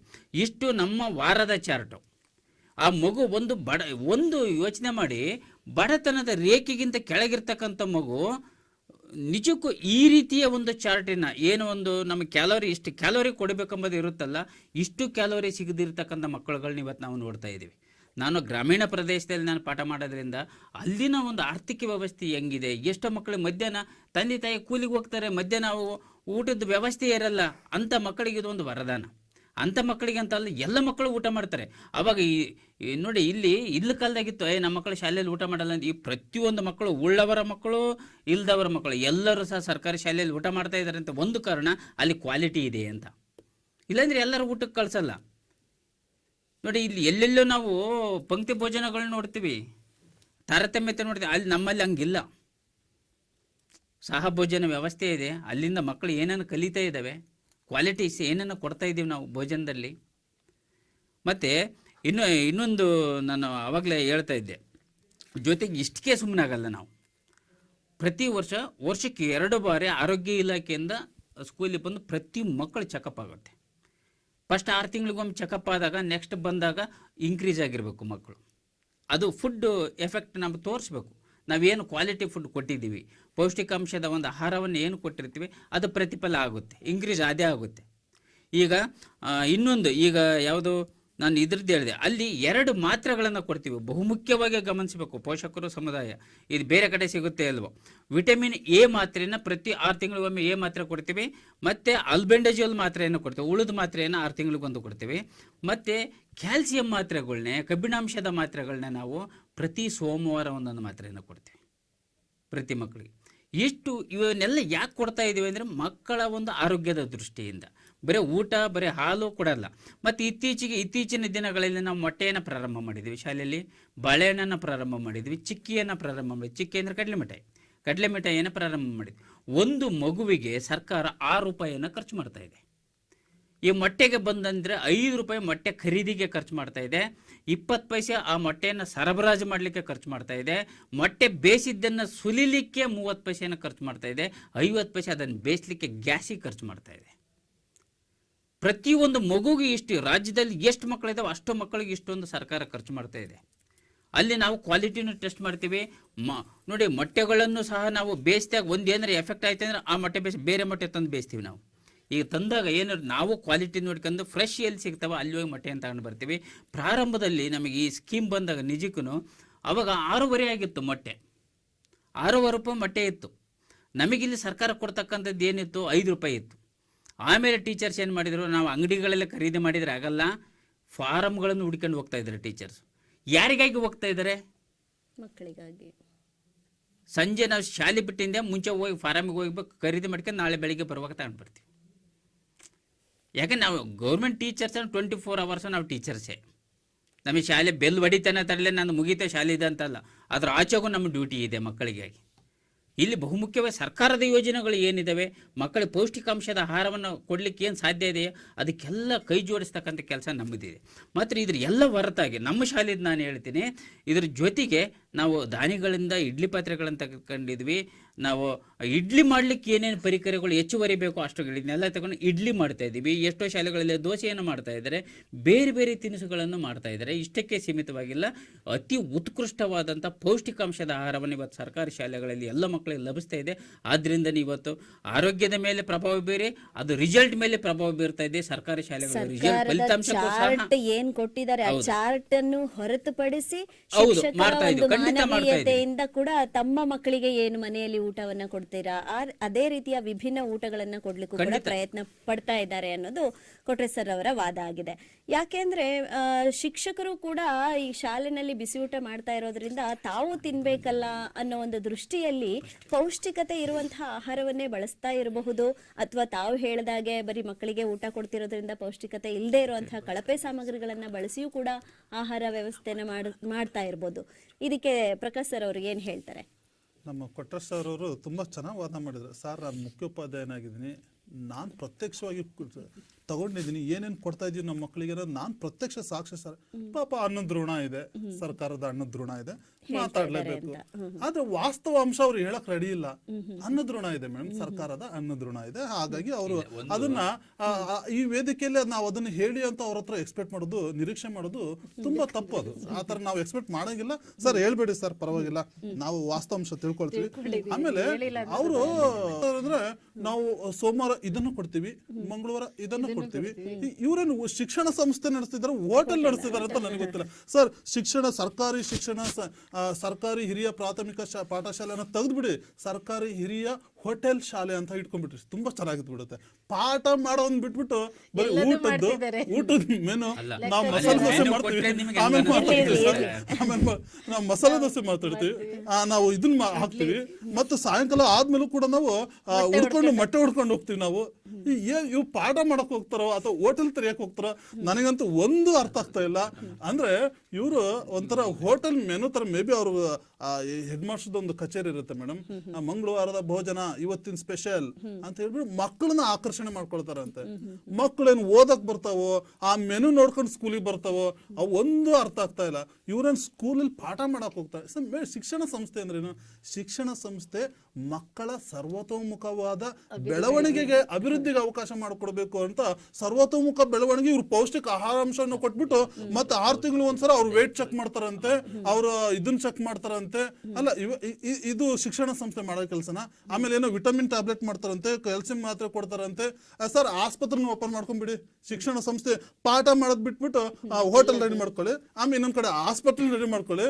ನಿಮಗೆ CPED ಅಥವಾ BPED ಅಥವಾ BEd ಅಥವಾ TCA ಟ್ರೈನಿಂಗ್ ಅಂತ ಒಂದು ಮೆಡಿಕಲ್ ನರ್ಸಿಂಗ್ ಟ್ರೈನಿಂಗು ಅಥವಾ hotel management training may be next BEd ಅಲ್ಲಿ ಸೇರಿಸ್ತಾರೆ ಸರ್. ಯಾಕಂದ್ರೆ ಮಕ್ಳಿಗೆ ಕೊಡಬೇಕಲ್ಲ. ಹೋಟೆಲ್ ಮ್ಯಾನೇಜ್ಮೆಂಟ್ ಸರಿಯಾಗಿ ಅಡುಗೆ ಮಾಡೋದು ಟೀಚರ್ಸ್ಗಳು. ಇವೆಲ್ಲ ಏನ್ ಶಿಕ್ಷಣ ಸಂಸ್ಥೆ? ಹಂಗೆ ಬಡ ಮಕ್ಳಿಗೆ ಕೊಡ್ಬೇಕಂದ್ರೆ ಪಡಿತರ ಚೀಟಿ ಇದೆ. ಸರ್ಕಾರಿ ಮಕ್ಕಳಲ್ಲಿ ಓದ್ತಕ್ಕಂಥ BPL ಕಾರ್ಡ್ಗಳಿಗೆ ಇನ್ನೊಂದು 10 kg ಅಕ್ಕಿ ಕೊಡ್ರಪ್ಪ, ಅವ್ರ ಮನೇಲಿ ಮಾಡ್ಕೊಂಡು ತಿಂತಾರೆ ಅಂತಂದ್ರೆ ಆಗುತ್ತೆ. ಇವರು ಸ್ಕೂಲಲ್ಲೇ ಕೊಡ್ತಾರಂತೆ. ಇಲ್ಲಿ ಸರ್ಕಾರಿ ಶಾಲೆಯ ಶಿಕ್ಷಣದ ಮೂಲೋದ್ದೇಶನ ಮರ್ತು ಬಿಟ್ಟಿದ್ದಾರೆ ಇವರೆಲ್ಲ. ಆಮೇಲೆ ಇವರು ಹೇಗಿದ್ದಾರೆ ಅಂತಂದ್ರೆ ಪಾಠ ಮಾಡೋದನ್ನ ಬಿಟ್ಬಿಟ್ಟು ಪಾಠ ಮಾಡಕ್ಕೆ ವೇಳೆ ಇರಲ್ಲ. ಉಪಯೋಗ, ಎಷ್ಟು ಉಪಯೋಗ ಆಯ್ತು, ಎಷ್ಟು ಬೇಡಿಕೆ ಬಂತು, ಎಷ್ಟು ಗಳಿಕೆ ಆಯ್ತು, ಎಷ್ಟು ಉಳಿಕೆ ಆಯ್ತು, ಇದನ್ನ ಲೆಕ್ಕ ಇಡಬೇಕು ಇವರು. ಪಾಠ ಮಕ್ಕಳು ಎಷ್ಟು ಕಲಿತಿದ್ದಾರೆ, ಹೋಮ್ವರ್ಕ್ ಮಾಡಿದೆ ಇಲ್ಲೋ, ಆ ಪಾಠದ ಕರೆಕ್ಷನ್ ಆಗಿದೆ ಇಲ್ಲೋ, ಅದನ್ನ ಲೆಕ್ಕ ಇಡಲ್ಲ ಇವರು ಬೇಡದಿರೋಂಥ ಲೆಕ್ಕನ ಇಡೋದು ಜಾಸ್ತಿ. ಆಮೇಲೆ ಈ ಮಕ್ಕಳು ಅನಾರೋಗ್ಯದ ದೂರುಗಳು ಇವ್ರು ಸಾಕಷ್ಟು ಅನುಭವಿಸ್ತಾರೆ. ಏನ್ರಿ ಕೊಟ್ರ ಸರ್, ಏನ್ ಇವತ್ತು ಊಟನೇ ಚೆನ್ನಾಗಿರ್ಲಿಲ್ಲ ಅಂತೆ, ಏನೋ ಬಿದ್ದಿತ್ತಂತ ನೋಡ, ನನ್ನ ಮಗ ಬಂದು ತುಂಬಾ ಕಂಪ್ಲೇಂಟ್ ಮಾಡಿದ್ರು. ಅವ್ರು ಪಾಪ ಹೇಳಲ್ಲ ಅವ್ರು. ನಾನು ಅದಕ್ಕೆ ಹೇಳಿದೆ, ಅನ್ನೋದ್ ಋಣ ಇದೆ ಅವ್ರ ಮೇಲೆ, ಹಂಗೆ ಹೇಳಕ್ ಸಾಧ್ಯನೇ ಇಲ್ಲ. ನಾವು ಅದನ್ನ ನಿರೀಕ್ಷಣೆ ಮಾಡಬಾರ್ದು. ಹಿಂಗೆಲ್ಲ ಮಾಡ್ತಾರೆ. ಆಮೇಲೆ ಇದು ಹೆಂಗಾಗುತ್ತೆ ಅಂದ್ರೆ ಈ ಊಟದಲ್ಲೇ ಜಗಳ ಶಿಕ್ಷಕರಲ್ಲಿ ಮತ್ತೆ ಮುಖ್ಯ ಶಿಕ್ಷಕರಲ್ಲಿ, ಸಹ ಶಿಕ್ಷಕರಲ್ಲಿ ಮತ್ತು ಮುಖ್ಯೋಪಾಧ್ಯಾಯರಲ್ಲಿ ಒಂದು ಅನ್ಯೋನ್ಯತೆ ಕೊರತೆ ಊಟದಿಂದ ಆಗ್ಬಿಟ್ಟಿದೆ. ನಾನ್ ಮಾಡ್ಬೇಕು, ನನಗ್ ತರಕಾರಿ, ಅವ್ನು ಸ್ವಲ್ಪ ಅವ್ನು ಮೊನ್ನೆ ತರಕಾರಿಯಲ್ಲಿ ಅಷ್ಟು ಉಳ್ಕೊಂಡು ತಿನ್ನಂತೆ ಅಂತ ಅವ್ರಪ್ಪ ಹೆಡ್ ಮಾಸ್ಟರ್ ಕೊಡೋದೇ ಇಲ್ಲ, ಎಲ್ಲ ಅವರೇ ತಿನ್ನಕ್ ನೋಡ್ತಾರೆ ಅಂತ ಇವ್ರು. ಹಿಂಗೆ ಜಗಳಗಳು ಸ್ಟಾರ್ಟ್ ಆಗ್ಬಿಡ್ತವೆ ಇವೆಲ್ಲ. ಆಮೇಲೆ ಇವರು ಮೊಟ್ಟೆದ ಹೇಳಿದ್ರು, ಮೊಟ್ಟೆ ದಿನಕ್ಕೊಂದು ತಿಂದರೆ ಮೊಟ್ಟೆ ತುಂಬುವುದು ಹೊಟ್ಟೆ. ಮೇಡಮ್, ಎಲ್ಲ ಸಾಂಪ್ರದಾಯವಾದಿಗಳು ಎಲ್ಲಿ ತಿಂತಾರೆ ಮೊಟ್ಟೆಗಳು? ಕೆಲವೊಂದು 100 ಜನದಲ್ಲಿ 60 ಜನ ತಿನ್ಬೋದು, ಇನ್ನು 40 ಜನ ಮೊಟ್ಟೆಗಳನ್ನು ಸಂಪೂರ್ಣವಾಗಿ ದೂರ ಇಡ್ತಾರೆ. ಆಮೇಲೆ ಜಗಳನೇ ಆಯ್ತು. ಇದೇನ್ ಸ್ಕೂಲಲ್ಲಿ ಜಗಳ ಮಾಡಕ್ ಬಂದಿದಾರ ಇವರು, ಸ್ಕೂಲ್ ನಡ್ಸಕ್ ಬಂದಿದಾರ. ಜಗಳ ಸಮಾಜದಲ್ಲಿ ಜಗಳನ್ನ ತಂದಿಡ್ತಕ್ಕಂಥದ್ದೇ ಈ ಮೊಟ್ಟೆ ಊಟದ್ದು. ಆಮೇಲೆ ಚಿಕ್ಕಿನ ತಂದ್ರು, ಏನೋ ಅವ್ರಿಗೆ ಸಮಾಧಾನ ಮಾಡಿ ಒಂದೊಂದು ಬಾಳೆಹಣ್ಣು ಚಿಕ್ಕಿ ತಂದ್ಬಿಟ್ಟು, ಅಯ್ಯೋ 40 ಜನ ಜಗಳ ಮಾಡ್ತಾರಪ್ಪ, ಒಂದು ಬಾಳೆಹಣ್ಣು ಒಂದು ಚಿಕ್ಕಿನ ಸುಮ್ಮನೆ ಬಿಸಾಕು, ನಾಯಿ ಬಿಸ್ಕೆಟ್ ಹಾಕ್ತಂಗೆ ಅಂತ ಆಗ್ಬಿಟ್ಟು ಅವರಿಗೆ ಸ್ವಲ್ಪ ಸಮಾಧಾನ ಮಾಡ್ಬಿಟ್ಟು ಈ ಸರ್ಕಾರವನ್ನು ಕಣ್ಣೊರೆಸುವ ತಂತ್ರವನ್ನ ಮಾಡಿ ಈಗ ಒಂಥರ ಶಿಕ್ಷಣ ಸಂಸ್ಥೆ ಎಲ್ಲ ಹೋಟೆಲ್ ಅನ್ನು ನಡೆಸ. ಆಮೇಲೆ ಸತೀಶ್ ಸರ್ ಹೇಳಿದ್ರು, ಅವ್ರು ಏನೇ ಹಾಕ್ಲಿ ಅದ್ರಲ್ಲಿ ಪೌಷ್ಟಿಕತೆ ಇದೆಯಾ ಇಲ್ವಾ ಅನ್ನೋದ್ರ ಎಲ್ಲಿಂದ ಬರುತ್ತೆ, ಹಿಂಗೆಲ್ಲ ಮಾಡಿದ್ರೆ ಎಲ್ಲಿಂದ ಬರುತ್ತೆ ಅಂತ. ಇದು ಪೌಷ್ಟಿಕಾಂಶ ಬರಲ್ಲ ಅನ್ನೋದಕ್ಕೆ ಇಷ್ಟೊಂದು ಎಕ್ಸಾಂಪಲ್. ಆಮೇಲೆ ಅವ್ರು ಹೇಳಿದ್ರು, ಹಾಲನ್ನ ಕುಡಿಬೇಕಾದ್ರೆ ಸಂತೃಪ್ತಿಯ ಭಾವ ಹೆಂಗಿರುತ್ತೆ ಅಂದ್ರೆ, ಆ ಮಗು ಹೇಳ್ತಿರ್ತಾನೆ, ಏನೋ ಹಾಲಲ್ಲಿ ತುಂಬಾ ಬಿಸಿ ಬರೀ ಕಲರ್. ಇನ್ನೊಬ್ಬ ವಾದವನ್ನು ಕೇಳ್ಬೇಕು ಅಂತ ಕೇಳ್ಕೊತೀವಿ. ಅಲ್ಲ, ಅವರು ಸತೀಶ್ ಸರ್ ಹೇಳ್ತಾ ಇದ್ರು, ಹಾಲನ್ನು ಕುಡಿಬೇಕಾದ್ರೆ ಮಗು ಸಂತೃಪ್ತಿಯ ಭಾವನೆ. ಸಂತೃಪ್ತಿ ಭಾವ ಹೆಂಗ? ಇನ್ನೊಬ್ಬ ಕೇಳ್ತಾನೆ, ಏನೋ ಕಲರ್ ಬಿಸಿಯಾಗಿದೆ ಕಣೋ, ಬಿಸಿಯಾಗಿದೆ ಬಟ್ ನೀರಂಗಿದೆ, ಸ್ವಲ್ಪ ವೈಟ್ ಕಲರ್ ಇದೆ ಅಂತೆ. ಅವಾಗ ಅವನು ಇನ್ನೊಬ್ಬ ಅದೇ ಟೀಚರ್ ಪಾಠ ಮಾಡಿರ್ತಾರೆ, ಬೆಳ್ಳಗಿರುವುದೆಲ್ಲ ಹಾಲೆಲ್ಲ ಸುಮ್ಮನೆ ಕುಡಿಯೋ ಅಂತ. ಹಂಗೆ ಅದು ಹಾಲಲ್ಲ, ಬೆಳ್ಳಗಿರುತ್ತಷ್ಟೇ, ಸುಮ್ಮನೆ ಕುಡ್ಕೊಂಡು ಹೋಗ್ತಾರೆ. ಈ ತರದ ಒಂದು ಇವೆಲ್ಲ. ಆಮೇಲೆ ಅಡಿಗೆಯವರ ಆಯ್ಕೆ ವಿಷಯದಲ್ಲಿ ರಾಜಕೀಯ, ಈ ಬಿಸಿ ಊಟದ ಮಧ್ಯೆ ಎಷ್ಟೊಂದು ಡೈವರ್ಷನ್ ಆಗ್ಬಿಟ್ಟಿದೆ ಅಂತಂದ್ರೆ, ಅಡಿಗೆಯರ ಅವನ ದಲಿತರನ್ನ ಆಯ್ಕೆ ಯಾರನ್ನ ಆಯ್ಕೆ ಮಾಡಿ, ಅದು ನಾನು ಕೂಡ ಅದನ್ನ ಖಂಡಿಸ್ತೀನಿ. ಬಟ್ ಸಮಾಜ ಹಂಗ್ ನೋಡ್ತಾ ಇದೆಯಲ್ಲ, ಯಾಕೆ ಅದನ್ನ ಬಿತ್ತಬೇಕು ಅಂತಂದು. ಆಮೇಲೆ ಈ ತರ ಮಾಡ್ತಾರೆ. ಆಮೇಲೆ ಎಷ್ಟೋ ಒಂದು ಇದ್ರಲ್ಲಿ ಬಿಸಿ ಊಟದ ಸಾಂಬಾರಿನಲ್ಲಿ ಮಗು ಬಿದ್ದು ಗಾಯ ಮಾಡಿಕೊಂಡಿದೆ, ಹೆಡ್ಲೈನ್ಸ್ ಅಲ್ಲಿ ಪೇಪರ್ ಅಲ್ಲಿ. ಸ್ವಾಮಿ, ಅದ್ ಏನ್ ಬಿಸಿ ಊಟ, ಅದ್ ಏನ್ ರಕ್ಷಣೆ ಮಾಡ್ತಿರೋ, ಅದೇನ್ ಮಕ್ಕಳನ್ನ ಎಲ್ಲಿ ನಿಲ್ಲಿಸ್ತಿರೋ? ಪಾಠ ಮಾಡಕ್ಕೆ ರೂಮ್ಗಳಿಲ್ಲ, ಮೇಲ್ ಸೂರ್ ನೋಡಿದ್ರೆ ಸೋರ್ತಾ ಇರ್ತವೆ. ಇವರು ಬಿಸಿ ನೀವು ಊಟ ಕೊಟ್ಬಿಟ್ಟು ಅಲ್ಲಿ ಹಾಕ್ತಾರಂತೆ. ಅದ್ ಎಷ್ಟು ಮಟ್ಟಿಗೆ ಸ್ವಚ್ಛತೆ ಇರುತ್ತೆ, ಅದೇನ್ ಪೌಷ್ಟಿಕಾಂಶ ಕೊಡ್ತಿರೋ, ಅದೇನ್ ಮಾಡ್ತಿರೋ, ಅಂದ್ರೆ ಯಾವುದೇ ಒಂದು ವ್ಯವಸ್ಥೆ ಇಲ್ಲದೆ ಎಂತ ವ್ಯವಸ್ಥೆ, ಕೂತ್ಕೊಂಡು ಪಾಠ ಕೇಳಕ್ಕೆ ವ್ಯವಸ್ಥೆ ಇಲ್ಲ. ಇವ್ರು ಅದಂಗೆ ಡಬ್ರಿಗಳನ್ನೆಲ್ಲ ತಂದ್ಬಿಟ್ಟು, ಮೇಡಮ್ ಈಗ ಅದ್ರಲ್ಲಿ ಯಾವ ರೀತಿ ಪೌಷ್ಟಿಕಾಂಶ ಇದೆ ಅನ್ನೋದನ್ನ ಯೋಚನೆ ಮಾಡ್ಬೇಕಾಗುತ್ತೆ. ನೋಡೋಣ ಸರ್, ಮತ್ತೆ ಬರ್ತೀನಿ ನಾನು. ಪ್ರಕಾಶ್ ಸರ್ ಮಾತಾಡ್ತಾ ಒಂದು ಒಳ್ಳೆಯ ಯೋಜನೆ ಬಗ್ಗೆ ಹೇಳಿದ್ರು, ಒಂದು ಒಳ್ಳೆಯ ಸಲಹೆ ಅಂತ ಕೂಡ ನಾನು ಅನ್ಕೋತೀನಿ. ಯಾಕೆ ಅಂದ್ರೆ ಸರ್ಕಾರಿ ಶಾಲೆ ಅಂದ್ರೆ ಅಲ್ಲಿ ಒಂದು ಅಕ್ಷರ ಜ್ಞಾನವನ್ನ ಬಿತ್ತೋದು, ಮಗುವಿನ ಸರ್ವಾಂಗೀಣ ಬೆಳವಣಿಗೆಗೆ ಶ್ರಮಿಸೋದು ಅನ್ನೋ ಒಂದು ಉದ್ದೇಶ ಇರುತ್ತೆ.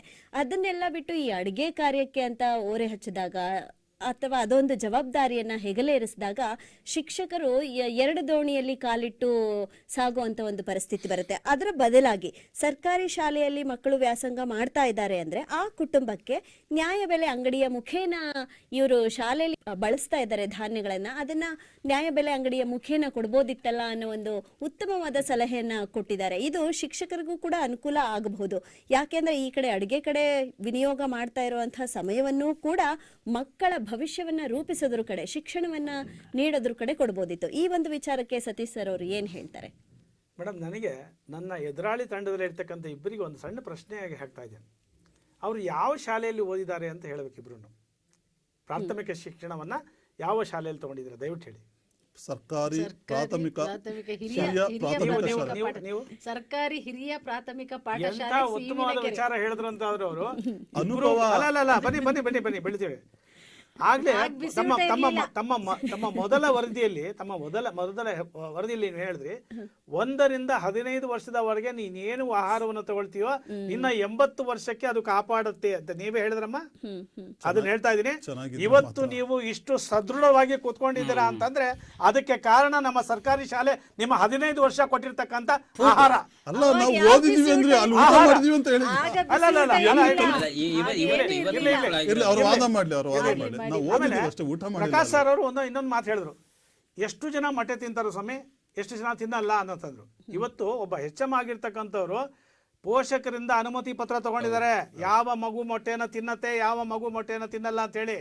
ಮೊಟ್ಟೆಯನ್ನ ತಿನ್ನದೇ ಇರ್ತಕ್ಕಂಥ ಮಗುಗೆ ಕಡಲೆ ಮಿಠಾಯಿ, ಬಾಳೆಹಣ್ಣನ್ನ ಅದನ್ನ ಪರ್ಯಾಯವಾಗಿ ಕೊಡ್ತಾ ಇದ್ದಾರೆ.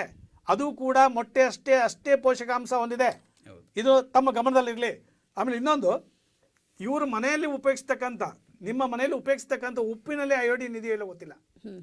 ಆದ್ರೆ ಸರ್ಕಾರಿ ಶಾಲೆಗಳಲ್ಲಿ ಊಟಕ್ಕೆ ಬಳಸ್ತಕ್ಕಂಥ, ಅಡಿಗೆಗೆ ಬಳಸ್ತಕ್ಕಂಥ ಉಪ್ಪಿನಲ್ಲಿ ಅಯೋಡಿನ್ ಯುಕ್ತ ಉಪ್ಪನ್ನೇ ಬಳಸಬೇಕು ಅಂತ ನಿಯಮ ಇದೆ. ಆಗ್ಲೇ ನೀವು ಉಲ್ಲೇಖ ಮಾಡಿದ್ರಿ, ಅಲ್ಲಿ ಮಗು ಬಿತ್ತು, ಇದರಲ್ಲಿ ಹಲ್ಲಿ ಬಿತ್ತು ಅಂತ ಹೇಳಿ ಪದ ಬಳಸಿದ್ರಿ ನೀವು. ಇವತ್ತು BO ಶಾಲೆಗೆ, ಸರ್ಕಾರಿ ಶಾಲೆಗೆ ವಿಸಿಟ್ ಕೊಟ್ಟಾಗ HM ಚೇಂಬರ್ಗೆ ಹೋಗ್ತಾರ ಇಲ್ಲ ಗೊತ್ತಿಲ್ಲ, ಅಥವಾ ಇಲ್ಲ ತರಗತಿಯಲ್ಲಿ ಉಪಾಧ್ಯಾಯರು ಪಾಠ ಮಾಡ್ತಿದ್ರಂತ ನಂತರ ನೋಡ್ತಾರೆ, ಫಸ್ಟ್ ನುಗ್ಗೋದು ಅಡಿಗೆ ಮನೆಗೆ. ಯಾವ ಉದ್ದೇಶ? ಅಲ್ಲಿ ಹೋಗಿ ಟೇಸ್ಟ್ ನೋಡೋದಕ್ಕಲ್ಲ ಸ್ವಾಮಿ, ಅಲ್ಲಿ ನೋಡಿ ಟೇಸ್ಟ್ ನೋಡಕ್ಕಲ್ಲ, ಅಲ್ಲಿರುವ ಶುಚಿತ್ವವನ್ನ ನೋಡೋದಕ್ಕೆ. ಇದು ತಮ್ಮ ಗಮನದಲ್ಲಿ. ಆಮೇಲೆ ಸರ್ಕಾರದ ಜನಪರ ಯೋಜನೆಯನ್ನ ಹಾಸ್ಯದ ಲೇಪನ ಮಾಡಿ ಪ್ರಕಾಶ್ ಸರ್ ಟೀಕೆ ಮಾಡ್ಬಿಟ್ರು. ಆ ಟೀಕೆ ಮಾಡ್ಕೊಳ್ಳೆ ಅದರ ಮೌಲ್ಯ ಕಡಿಮೆ ಆಯ್ತು ಅಂತ ನಾವು ಒಪ್ಕೊಳ್ಳಲ್ಲ. ಅದರ ಮೌಲ್ಯ ಇನ್ನ ಉನ್ನತೀಕರಣವಾಗತ್ತೆ, ಸಮಾಜಕ್ಕೆ ಗೊತ್ತಿದೆ. ಆಮೇಲೆ ಒಂದು ಮಾತು ಹೇಳ್ತಾ ಇದೀನಿ ಇಲ್ಲಿ, ಇವತ್ತು ಒಂದು ವಿಚಾರ. ನಾವು ಆಹಾರ ಪದ್ಧತಿ, ಮೇಡಮ್ ಹೇಳ್ತಾರೆ, ಅಧ್ಯಕ್ಷರು ಹೇಳ್ತಾ ಇರೋ ಅವಾಗಲೇ, ಅವ್ರು ಹೇಳಿದ್ರು, ಅದು ಅಧ್ಯಕ್ಷರು ಹೇಳಿದ್ರು ಗೊತ್ತಿಲ್ಲ, ಏನು ಹೇಳಿದ್ರು, ಏನು ಆಹಾರವನ್ನ ಕೊಡೋದ್ರ ಮೂಲಕ ಶಿಕ್ಷಕರ ಹೊರೆಯನ್ನು ಕಮ್ಮಿ ಮಾಡಿಬಿಟ್ಟು ಅದನ್ನು ನ್ಯಾಯಬೆಲೆ ಅಂಗಡಿ ಮೂಲಕ ನೀವು ಅಕ್ಕಿ ದವಸ ಧಾನ್ಯಗಳನ್ನು ಮಗುವಿನ ಮನೆಗೆ ಕೊಟ್ಟಿದ್ರೆ ಆಗ್ತಿರ್ಲಿಲ್ವಾ ಅಂತೇಳಿ. ಇವತ್ತು ನೀವು ಉತ್ತರ ಕನ್ನಡ ಜಿಲ್ಲೆ ಇರ್ಬೋದು ಅಥವಾ ಬೇರೆ ಬೇರೆ ಕೆಲವು ಇಂಟೀರಿಯರ್ ಇರತಕ್ಕಂಥ ಜಿಲ್ಲೆಗಳಿಗೆ, ಇದು ಹಳ್ಳಿಗಳಿಗೆ ಹೋಗಿ ನೋಡ್ರಿ, ಅಲ್ಲಿ ನ್ಯಾಯಬೆಲೆ ಅಂಗಡಿಯಿಂದ ಬರ್ತಕ್ಕಂಥ ಅಕ್ಕಿನೇ ಕುಡುಕ ಅಪ್ಪ ಮಾರ್ತಕ್ಕಂಥ ಪದ್ಧತಿ ಇದೆ. ಹಾಗಾಗಿ ಉತ್ತರ ಕನ್ನಡದಂತಹ ಬರೀ ಡ್ರೈ ಲ್ಯಾಂಡ್ ಇರ್ತಕ್ಕಂಥ ಜಿಲ್ಲೆಗಳಲ್ಲಿ ಆಹಾರದ ಹಾಹಾಕಾರ ಉಂಟಾಗಿದೆ. ಅದನ್ನು ನೀಗಿಸೋಕ್ಕೆ ಒಂದು OSS ಥರ ನಮ್ಮ ಈ ಬಿಸಿಯೂಟದ ಯೋಜನೆ ಕೆಲಸ ಮಾಡ್ತಾ ಇದೆ. ಅಂತ ಜನಪರ ಕಾಳಜಿ ಇರ್ತಕ್ಕಂಥ ವಿಚಾರವನ್ನು ನೀವು ಈ ಮಟ್ಟಿಗೆ ಟೀಕೆ ಮಾಡ್ತಿದ್ರ ಅಂತ ಅಂದಾಗ ನೀವು ಸರ್ಕಾರದ ಯಾವ ಯೋಜನೆಗೆ ನೀವು ಬದ್ಧರಾಗಿರ್ತೀರಿ ಅಂತ ಗೊತ್ತಾಗ್ತಿಲ್ಲ ನನಗೆ. ಸೊ ಹಾಗಾಗಿ ಇನ್ನೊಂದು ಮುಖ್ಯವಾದ ಅಂಶ, ನೀವು ಮನೆಗಳಲ್ಲಿ ಇವತ್ತು ಒಳ್ಳೆ ದುಡಿಮೆ ಇರ್ಬೋದು, ವಿಶ್ವವಿದ್ಯಾಲಯದಲ್ಲಿ ಕೆಲಸ ಮಾಡ್ತಿರ್ಬೋದು, ನೀವು ಒಳ್ಳೆ ಪಾಲಿಶ್ ಆಗಿರ್ತಕ್ಕಂಥ ಅಕ್ಕಿನ ಉಪಯೋಗಿಸ್ಕೊಂಡು ಬಿರಿಯಾನಿ ಮಾಡ್ತಿರ್ಬೋದು ನೀವು. ಆದರೆ ಅದು ನಿಮಗೆ ಪೌಷ್ಟಿಕಾಂಶವನ್ನು ಕೊಡದೇ ಇರ್ತಕ್ಕಂಥ, ಕೇವಲ ರುಚಿಯನ್ನು ಕೊಡ್ತಕ್ಕಂಥ ಅಕ್ಕಿ ಅದು. ನೋಡ್ರಿ, ಪಾಲಿಶ್ ಆಗದೆ ಇರ್ತಕ್ಕಂಥ ಅಕ್ಕಿನ ನಮ್ಮ ಸರ್ಕಾರಿ ಶಾಲೆಯಲ್ಲಿ ಬಳಸೋದ್ರಿಂದ ಸತ್ವಯುತವಾದ ಅಕ್ಕಿ ಸ್ವಾಮಿ, ಅದು ಸತ್ವಯುತವಾದ ಅಕ್ಕಿ. ಅದನ್ನ ರುಚಿಕಟ್ಟಾಗಿ ಮಾಡ್ತಾರೆ. ರುಚಿ ವಹಿಯನ್ನ ನಿರ್ವಹಿಸಬೇಕು. HM ಆಗಿರ್ತಕ್ಕಂಥವ್ರು ಅಡಿಗೆ ಆದ ಕೂಡಲೇ ಅದನ್ನ ಟೇಸ್ಟ್ ನೋಡಿ ರುಚಿ ವಹಿಯನ್ನು ನಿರ್ವಹಿಸಬೇಕು. ಆಮೇಲೆ ಸರ್ಕಾರಿ ಶಾಲೆಯಲ್ಲಿ ಕೇವಲ ಮಕ್ಕಳು ಮಾತ್ರ ಊಟ ಮಾಡ್ತಾರೆ, ಶಿಕ್ಷಕರೆಲ್ಲ ಸುಮ್ಮನೆ ಇದ್ಬಿಟ್ಟು ಮನೆಯಿಂದ ಬಂದಿರತಕ್ಕಂಥ ರುಚಿಕಟ್ಟಾದ ಊಟವನ್ನು ಮಾಡ್ತಾರೆ ಅಂತಲ್ಲ. ಪ್ರತಿಯೊಬ್ಬ ಶಿಕ್ಷಕನೂ ಕೂಡ ಸರ್ಕಾರಿ ಶಾಲೆಗಳಲ್ಲಿ ಕೆಲಸ ಮಾಡೋನು ನೋಡ್ತಾನೆ. ರುಚಿ ನೋಡಬೇಕು, ಅದನ್ನು ಊಟ ಮಾಡಬೇಕು ಅಂತ ನಿಯಮ ಇದೆ. ಅವರೆಲ್ಲ ಊಟ ಮಾಡ್ತಾರೆ ಅಂತಂದಾಗ ಈಗ ನಾನು ಇನ್ನೊಂದು ಮಾತು ಹೇಳ್ತೇನೆ ನಿಮ್ಗೆಲ್ಲರಿಗೂ. ನಿಮ್ಮ ಟೀಕೆಗೆ ನನ್ನ ಧಿಕ್ಕಾರವಿದೆ ಒಂದು. ಯಾಕೆ ಹೇಳ್ತಾ ಇದ್ದೀನಿ ಅಂತಂದರೆ, ಇವತ್ತು ಸರ್ಕಾರಿ ಶಾಲೆಯಲ್ಲಿ ಸಿಗ್ತಕ್ಕಂಥ ಆಹಾರ ಸತ್ವಯುತವಾಗಿಲ್ಲ ಅಂತಂದಾಗ ದಿನನಿತ್ಯ ಪತ್ರಿಕೆಯಲ್ಲಿ ಅದಕ್ಕೆ ಸಂಬಂಧಪಟ್ಟಂತೆ ಟೀಕೆಯ ಪ್ರಹಾರವೇ ಬರಬೇಕಾಗಿತ್ತು. ಯಾಕೆ ಬರ್ತಾ ಇಲ್ಲ? ಮಕ್ಕಳು ಬೆಳೀತಾ ಇದ್ರ ಸಮಯದ್ರಿಂದ ಮಾಧ್ಯಮದವ್ರು ಬಂದು ಅಲ್ಲಿ ಊಟ ಮಾಡಿ ಶಾಬಾಷ್ ಅಂದು ಹೋಗ್ತಾರೆ. ಹೋಗ್ತಾ ಇದ್ದಾರೆ. ಅಂತ ಸಂದರ್ಭದಲ್ಲಿ ಬಂದಾಗ ಪೇಪರ್ ಓದ್ತಾ ಇದ್ದ ಸಮಯ ಕೆಲವು ಕಡೆ ಯಾವ್ದಾರ ಒಂದೆರಡು ಲೋಪದೋಷಗಳು ಕಂಡು ಬಂದಿರಬಹುದು, ಮನೆಯಲ್ಲೇ ಆಗ್ತವೆ. ಅಂತಂದ್ರೆ ಒಂದೆರಡು ಲೋಪದೋಷಗಳನ್ನ ನೀವು ಬೃಹದಾಕಾರವಾಗಿ ಎತ್ತಿ ತೋರಿಸ್ತೀರಾ ಅಂತಂದಾಗ ಸರ್ಕಾರದ ಯೋಜನೆ ಸರ್ಕಾರಕ್ಕೆ ನೀವು ಅವಮಾನ ಮಾಡ್ದಂಗೆ ಆಗ್ತಾ ಇದೆ. ಯಾವುದೋ ಒಂದೆರಡು ಟೀಕೆಗಳನ್ನ ಇಟ್ಕೊಂಡು ನೋಡು. ಎಲ್ಲಾ ಸರ್ಕಾರಿ ಶಾಲೆಗಳಲ್ಲಿ ಸಿಗ್ತಾ ಇರುವಂತಹ ಫಸ್ಟ್ ಏಡ್ ಬ್ಯಾಗ್ಸ್ ಹಾಸ್ಪಿಟಲ್ ಅನ್ನೇ ನಡೆಸಿ ಅಂತ ಒಂದು ಮೂದಲಿಕೆ ಮಾಡಿದ್ರು ಅವರು. ಸರ್ಕಾರಿ ಶಾಲೆಗಳಲ್ಲಿ ಒಂದು ಫಸ್ಟ್ ಏಡ್ ಬಾಕ್ಸ್ ಇದೆ, ಪ್ರತಿಯೊಂದು ಮಾತ್ರೆಗಳನ್ನ ಅಲ್ಲಿದೆ. ಯಾವುದೇ ಮಗುಗೆ ತೊಂದರೆ ಆದ್ರೆ ಫಸ್ಟ್ ಡೆಟಾಲ್ ಹಚ್ಚಿ, ಹೊಡ್ತಾ ಬಿದ್ರೆ ಡೆಟಾಲ್ ಹಚ್ಚಿ ಅದನ್ನ ಶುದ್ಧಿ ಮಾಡಿ ಆ ಮಗುಗೆ ಬೇಕಾಗದನ್ನ ಟ್ರೀಟ್ಮೆಂಟ್ ಮಾಡ್ತಾ ಇದ್ದಾರೆ. ಕೆಮ್ಮು, ಶೀತ, ಸರ್ಕಾರಿ ಶಾಲೆಯಲ್ಲಿ ಪೌಷ್ಟಿಕಾಂಶ ಇರುವಂತಹ ಆಹಾರ ಸಿಗ್ತಾ ಇದೆ, ಜೊತೆಗೆ ಪ್ರಥಮ ಚಿಕಿತ್ಸೆ ಕೂಡ ಸಿಗ್ತಾ ಇದೆ ಅನ್ನೋದನ್ನ ನೀವು ಅವರ ವಾದಕ್ಕೆ ಉತ್ತರವಾಗಿ ಕೊಡ್ತೀರಿ. ಹೌದು. ಸತೀಶ್ ಅವರ ವಾದಕ್ಕೆ ಹಸೀನಾ ಮೇಡಮ್ ಅವರು ಏನ್ ಹೇಳ್ತಾರೆ? ಯಾವ ರೀತಿ ನೀವು ಈ ಎಲ್ಲಾ ವಾದಗಳನ್ನ ಅಲ್ಲಗಳೆದು ಸರ್ಕಾರಿ ಶಾಲೆಗಳಲ್ಲಿ ಪೌಷ್ಟಿಕತೆ ಇರುವಂತಹ ಆಹಾರ ಸಿಗ್ತಾ ಇಲ್ಲ ಅಂತ ಹೇಗೆ ಹೇಳ್ತೀರಾ? ಮಾತಾಡ್ತಕ್ಕಂಥ ವಿಚಾರಣೆ ಏನ್ ಹೇಳ್ತಾರೆ ಅಂತ. ಸ್ತಬ್ಧರಲ್ಲ. ನಾನು ಅವಾಗ್ಲೂ ಹೇಳ್ದೆ, ಈಗ್ಲೂ ಹೇಳ್ತಿದ್ದೀನಿ, ಮಗುವಿನ ಮಾನಸಿಕ ದೈಹಿಕ ಬೆಳವಣಿಗೆಗೆ ಬೇಕಾಗಿರುವಂತಹ ಜೀವಸತ್ವಗಳು ಸಿಗ್ತಾ ಇಲ್ಲ, ಕಾರ್ಬೋಹೈಡ್ರೇಟ್ಸ್ಗಳು ಸಿಗ್ತಾ ಇಲ್ಲ, ವಿಟಮಿನ್ಸ್ ಸಿಗ್ತಾ ಇಲ್ಲ, vitamin A B C D ಅಂತ ಏನ್ ಹೇಳ್ತೀವಿ ಅದು ಸಿಗ್ತಾ ಇಲ್ಲ ಅಂತ. ನಾನು ನೀವು ಕೊಡೋ ಟ್ಯಾಬ್ಲೆಟ್ಸ್ ಕೊಡ್ತಿದ್ದೀರಾ. ಆದ್ರೂ ಸರ್ ಸರ್ಕಾರಿ ಶಾಲೆಗಳಲ್ಲಿ ನೀವು ಹೇಳ್ತೀರಾ, ನಾವು ಹೇಳಿದಕ್ಕೆಲ್ಲ ನೀವು ಉತ್ತರ ಕೊಟ್ರಿ. ನಾನು ಒಂದು ಉತ್ತರ ಕೊಡ್ತೀನಿ. ಇವತ್ತು ಎಷ್ಟು ಸರ್ಕಾರಿ ಶಾಲೆಗಳು ಪ್ರಜಾವಾಣಿ ಪತ್ರಿಕೆಯಲ್ಲಿ ಬಂದಿಲ್ಲ, ಕಟ್ಟಡ ಬಿದ್ದೋಗಿದೆ, ನಿಂತ್ಕೊಳ್ಳಕ್ಕಿಲ್ಲ, ಮಳೆಗಾಲದಲ್ಲಿ ಇದು ಆಹಾರಕ್ಕೆ ಸಂಬಂಧಪಟ್ಟಂತ ವಿಚಾರ. ವಿಷಯಾಂತರ ಮಾಡ್ತಾ ಇದ್ರೆ ನೀವು ಕಟ್ಟಡಕ್ಕೆ ಬರ್ತಾ ಇಲ್ಲ, ಇಲ್ಲಿ ಕಟ್ಟಡದ ವಿಚಾರ ಬೇಡ, ಇಲ್ಲಿ ಬಿಲ್ಡಿಂಗೇ ಇಲ್ಲ ಅಂದ್ರೆ ನೀರೇ ಇಲ್ಲ ಕಟ್ಟಡದ ವಿಚಾರ ಬೇಡ. ಅವ್ರು ಏನ್ ಹೇಳ್ತಾರೆ ನೋಡೋಣ. ಅದು ಯಾವ ರೀತಿ ಪೌಷ್ಟಿಕತೆಯನ್ನ ಆಹಾರ ಅಪೌಷ್ಟಿಕತೆ ತೋರಿಸುತ್ತೆ ಅಂತ. ನೀವು ಹೇಳಿದ್ರಿ ಏನಂತಂದ್ರೆ ಎಲ್ಲೋ ಅಲ್ಪ ಸ್ವಲ್ಪ, ಈ ಅಲ್ಪ ಸ್ವಲ್ಪನೇ ನಾನು ತಗೊಳ್ತಾ ಇದ್ದೀನಿ. ಇವತ್ತು ಬೇಕಾಗಿರುವಂತಹ ಪೌಷ್ಟಿಕಾಂಶಗಳ ಇದು ಕೊಡ್ತಾ ಇಲ್ಲ ಮಕ್ಕಳಿಗೆ, ಆಹಾರ ಕೊಡ್ತಾ ಇಲ್ಲ ಅಂತ. ಅದಕ್ಕೆ ಇನ್ನೂ ಅನೇಕ ಉದಾಹರಣೆಗಳನ್ನ ಕೊಡ್ತೀವಿ. ಇವತ್ತು ಐರನ್ ಬೇಕು, ಕ್ಯಾಲ್ಸಿಯಂ, ವಿಟಮಿನ್ಸ್ ಅದಷ್ಟು ಬೇಕು. ಮತ್ತೆ ಮಗುವಿಗೆ ಇನ್ನೊಂದು ತುಂಬಾ ಇಂಪಾರ್ಟೆಂಟ್ ಏನಂತಂದ್ರೆ ಮಗುವಿನ ಚಯಾಪಚನ ಕ್ರಿಯೆಯಲ್ಲಿ ಬೇಕಾದಂತಹ ನಾರಿನಾಂಶಗಳು ಬೇಕು. ಎಷ್ಟು ಸೊಪ್ಪು ತರಕಾರಿ ನಾರಿನಾಂಶದ್ದು ತಂದು ಕೊಡ್ತೀರಾ, ದಿನನಿತ್ಯ ಹಾಕ್ತೀರಾ, ಆದ್ರೂ ಎಷ್ಟು ಕ್ವಾಲಿಟಿಯಲ್ಲಿ ಕೊಡ್ತಾ ಇದ್ದೀರಾ ಅಂತ ಹೇಳಿ ಈ ತರದ್ದು ಅಂಶಗಳು ಸಿಗ್ತಾ ಇಲ್ಲ ಅನ್ನೋಂಥದ್ದು ನಮ್ಮ ವಾದ. ಇನ್ನೊಂದು ಹೇಳಿದ್ರು, ಮಕ್ಕಳಿಗೆ ಬೇರೆ ಬೇರೆ, ನಾನು ಸರ್ಕಾರಿ ಶಾಲೆಗಳಲ್ಲಿ ಇಲ್ಲ ಅಂದ್ರು ನನ್ನ ಸ್ನೇಹಿತರೆಲ್ಲ ಸರ್ಕಾರಿ ಶಾಲೆಗಳಿಗೆ ಹೋಗ್ತಾರೆ, ಹೇಳ್ತಾರೆ ನಮ್ಗೆ ಬೇರೆ ಅಡ್ಗೆ, ಮಕ್ಕಳಿಗೆ ಬೇರೆ ಅಡ್ಗೆ ಅಂತ ಹೇಳಿ. ಬೇರೆ ಅಡ್ಗೆ ಕೆಲವು ಶಾಲೆಗಳಲ್ಲಿ ಮಾಡ್ತಾರೆ ಸರ್, ಮಾಡ್ತಾರೆ. ಯಾಕಂತಂದ್ರೆ ಮಕ್ಕಳಿಗೆ ಮಾಡ್ತಾರೆ. ಯಾಕೆ ಅಂತಂದ್ರೆ ಮತ್ತೆ ನೀವು ಹೇಳಿದ್ರು ಬೇರೆಯವರು ಪ್ರೆಸ್ ಅವರೆಲ್ಲ ಬಂದು ಊಟ ಮಾಡ್ಕೊಂಡು, ಹೌದು ವಿಶೇಷ ದಿನ ಅಂತಂದ್ರೆ ಯಾರಾದ್ರೂ ಹೊರಗಡೆಯಿಂದ ಅತಿಥಿ ಬರ್ತಿದ್ದಾರೆ, ಯಾವ್ದೋ ಒಂದು ಶಾರದಾ ಪೂಜೆ ಅಂತಂದ್ರೆ ಸರ್ಪ್ರೈಸ್ ಬರ್ತಿದ್ದಾರೆ ಅಂತಂದ್ರೆ ಅಲ್ಲಿರೋ SDMC ಕಮಿಟಿಗಾದ್ರೂ ಗೊತ್ತಿರುತ್ತೆ. ಹಾಗಾಗಿ ಅವ್ರು ಬಂದು ಒಳ್ಳೆ ಆಹಾರನೇ ಮಾಡಿರ್ತಾರೆ ಸಾಂಬಾರು ತಿನ್ಬೇಕು ಅಂತ ಅವ್ರಿಗೆ ಗೊತ್ತಿರುತ್ತೆ, ಇನ್ಫಾರ್ಮ್ ಮಾಡೇ ಬರ್ತಾರೆ. ಸರ್ ಇಡೀ ಇದನ್ನ ಸಾರಾಸಗಟು ಅಂತ ಪೌಷ್ಟಿಕಾಂಶ ಸಿಗ್ತಾ ಇಲ್ಲ ಅಂತಲ್ಲ, ಮ್ಯಾಕ್ಸಿಮಮ್ ಪೌಷ್ಟಿಕಾಂಶದ ಕೊರತೆ ಇರುವಂತಹ ಆಹಾರನೇ ಮಕ್ಕಳಿಗೆ ಸಿಗ್ತಾ ಇರೋದು. ಅದರಲ್ಲಿ ನಾನು ಮೊದಲೇ ಹೇಳಿದೆ, ಜೀವಸತ್ವಗಳು ಸಂಪೂರ್ಣವಾಗಿ ಬೇಕು. ಇವತ್ತು ಎಷ್ಟೊಂದು ರಿಸರ್ಚ್ ಆಗಿಲ್ಲ, ಮಗುವಿನ ಮಾನಸಿಕ ದೈಹಿಕ ಬೆಳವಣಿಗೆಗೆ ಏನ್ ಬೇಕು, ಫ್ಯಾಟಿ ಫಿಶ್ ಅಲ್ಲಿ ಸಿಗುವಂತಹ ವಸ್ತುಗಳು ಬೇಕು, ಅದನ್ನ ತರಕಾರಿಯಲ್ಲಿ ಕೊಡಿ ಅಂತ ಹೇಳ್ತಾರೆ, ಅದನ್ನ ಕೊಡಿ ಅಂತ ಹೇಳ್ತಾರೆ. ಹಾಗೆ ಇವತ್ತು ನ್ಯೂಟ್ರಿಷನಲ್ ಬಯೋಕೆಮಿಸ್ಟ್ರಿ ಆ ತರದೆಲ್ಲ ಪೋಷಕಾಂಶಗಳ ಅಗತ್ಯತೆಯನ್ನ ತಿಳಿಸುವಂತಹ ಅನೇಕ ಸಂಶೋಧನೆಗಳಾಗಿದೆ ಅದಕ್ಕೆ ಸಂಬಂಧಪಟ್ಟಂತೆ. ಹಾಗಾಗಿ ನೀವು ಸರ್ಕಾರಿ ಶಾಲೆಗಳಲ್ಲಿ ಅಪೌಷ್ಟಿಕತೆಯೇ ತುಂಬಿದೆ, ಆಹಾರ ಕೊಡ್ತಾ ಇರುವಂತ ಆಹಾರದಲ್ಲಿ ಅಪೌಷ್ಟಿಕತೆಯೇ ತುಂಬಿದೆ ಹೆಚ್ಚಾಗಿ ಅಂತ ತಾವು ಹೇಳ್ತಾ ಇದ್ದೀರಾ. ಇವತ್ತಿನ ಚರ್ಚೆ ಒಂದಷ್ಟು ವಿಚಾರಗಳನ್ನು ತಿಳ್ಕೊಳ್ಳೋದಕ್ಕೆ ಅನುಕೂಲ ಆಗಿದೆ ಅಂತ ಭಾವಿಸ್ತೀನಿ. ಯಾಕೆಂದ್ರೆ ಸರ್ಕಾರಿ ಶಾಲೆಗಳಲ್ಲಿ ಪ್ರತಿಯೊಂದು ಸರ್ಕಾರಿ ಶಾಲೆ ಅನ್ನೋ ಒಂದು ಪದವನ್ನ ಇಲ್ಲಿ ಉಲ್ಲೇಖ ಮಾಡಬೇಕಾಗತ್ತೆ ಅಂತ ಅನ್ಕೋತೀನಿ. ಯಾಕೆಂದ್ರೆ ಈ ಒಂದು ಚರ್ಚೆಯ ಮುಖೇನ ಪ್ರತಿಯೊಂದು ಸರ್ಕಾರಿ ಶಾಲೆಗಳಲ್ಲೂ ಪೌಷ್ಟಿಕತೆ ತುಂಬಿರುವಂತಹ ಆಹಾರ ಸಿಗ್ತಾ ಇದೆಯಾ ಇಲ್ವಾ ಅನ್ನೋ ಒಂದು ಯೋಚನೆಯನ್ನು ನಾವು ಮಾಡ್ತಾ ಹೋದರೆ ಕೆಲವು ಶಾಲೆಗಳು ಇದಕ್ಕೆ ಬದ್ಧವಾಗಿ ನಿಂತಿರೋದನ್ನು ನಾವು ನಿದರ್ಶನವಾಗಿ ನೋಡಬಹುದು. ಹಾಗೆ ಕೆಲವು ಶಾಲೆಗಳಲ್ಲಿ ಇಂತಹ ಅಪೌಷ್ಟಿಕತೆಯಿಂದಾದಂತಹ ಅನಾಹುತಗಳನ್ನು ಕೂಡ ನಾವು ನಿದರ್ಶನವಾಗಿ ನೋಡ್ಬೋದು. ವೀಕ್ಷಕರೇ, ನೀವು ಇದನ್ನು ಗಮನಿಸ್ತಾ ಇದ್ರೆ ನಿಮಗೆ ಯಾವ ಯಾವ ರೀತಿಯ ಅನುಭವ ಆಗಿದೆ ಅನ್ನೋದನ್ನ ನೀವು ಒಮ್ಮೆ ಮನನ ಮಾಡಿಕೊಂಡ್ರೆ ಗೊತ್ತಾಗುತ್ತೆ ಸರ್ಕಾರಿ ಶಾಲೆಗಳಲ್ಲಿ ಸಿಗ್ತಾ ಇರುವಂತಹ ಆಹಾರ ಪೌಷ್ಟಿಕತೆಯಿಂದ ಕೂಡಿದೆಯಾ ಅಥವಾ ಅಪೌಷ್ಟಿಕತೆಯಿಂದ ಕೂಡಿದೆಯಾ ಅನ್ನೋದು ನಿಮಗೆ ತಿಳಿದು ಬರುತ್ತೆ. ಯಾಕೆಂದರೆ ಸುತ್ತಮುತ್ತ ಸರ್ಕಾರಿ ಶಾಲೆಗಳನ್ನೇ ಹೊಂದಿರುವಂತಹ ನಮ್ಮ ಪರಿಸರದಲ್ಲಿ ನೀವೆಲ್ಲರೂ ಕೂಡ ಹೋಗಿ ಅದನ್ನು ಪರೀಕ್ಷೆ ಮಾಡೋದಕ್ಕೆ ನಿಮ್ಗೆಲ್ರಿಗೂ ಒಂದು ಪ್ರಜೆಯಾಗಿ ಅವಕಾಶ ಇದೆ. ನೀವು ಪರಿಶೀಲಿಸಿ ಸರ್ಕಾರದ ವತಿಯಿಂದ ಸಿಗ್ತಾ ಇರುವಂತಹ ಆಹಾರ ಪೌಷ್ಟಿಕತೆಯಿಂದ ಕೂಡಿದೆಯಾ ಇಲ್ವಾ ಅನ್ನೋದನ್ನು ಪ್ರಾಯೋಗಿಕವಾಗಿ ತಾವು ಕೂಡ ತಿಳ್ಕೋಬಹುದು ಅಂತ ಹೇಳ್ತಾ ಇಂದಿನ ಈ ಚರ್ಚೆಯಲ್ಲಿ ಹಲವಾರು ಮಾಹಿತಿಗಳನ್ನು ತಿಳಿಸ್ತಾ ಕಣ್ತೆರೆಸಿದಂತಹ ನಾಲ್ವರಿಗೂ ಕೂಡ ಈ ಶ್ರೀ ಬಸವ ಟಿವಿಯ ವತಿಯಿಂದ ಹಾಗೂ ಅನುಭವ ಗೋಷ್ಠಿ ಈ ವೇದಿಕೆಯ ಮುಖೇನ ತುಂಬ ಹೃದಯದ ಧನ್ಯವಾದಗಳನ್ನು ಅರ್ಪಿಸ್ತಾ ಇದ್ದೀನಿ. ಶರಣು ಶರಣಾರ್ಥಿ. ಶರಣಾರ್ಥಿ. ವೀಕ್ಷಕರೇ, ನೋಡಿದ್ರಲ್ಲ, ಹಿಂದಿನ ಕಾಲದ ಒಂದು ಹಳೆಯ ಚಲನಚಿತ್ರದ ಒಂದು ಹಾಡು ನೆನಪಾಗ್ತಾ ಇದೆ.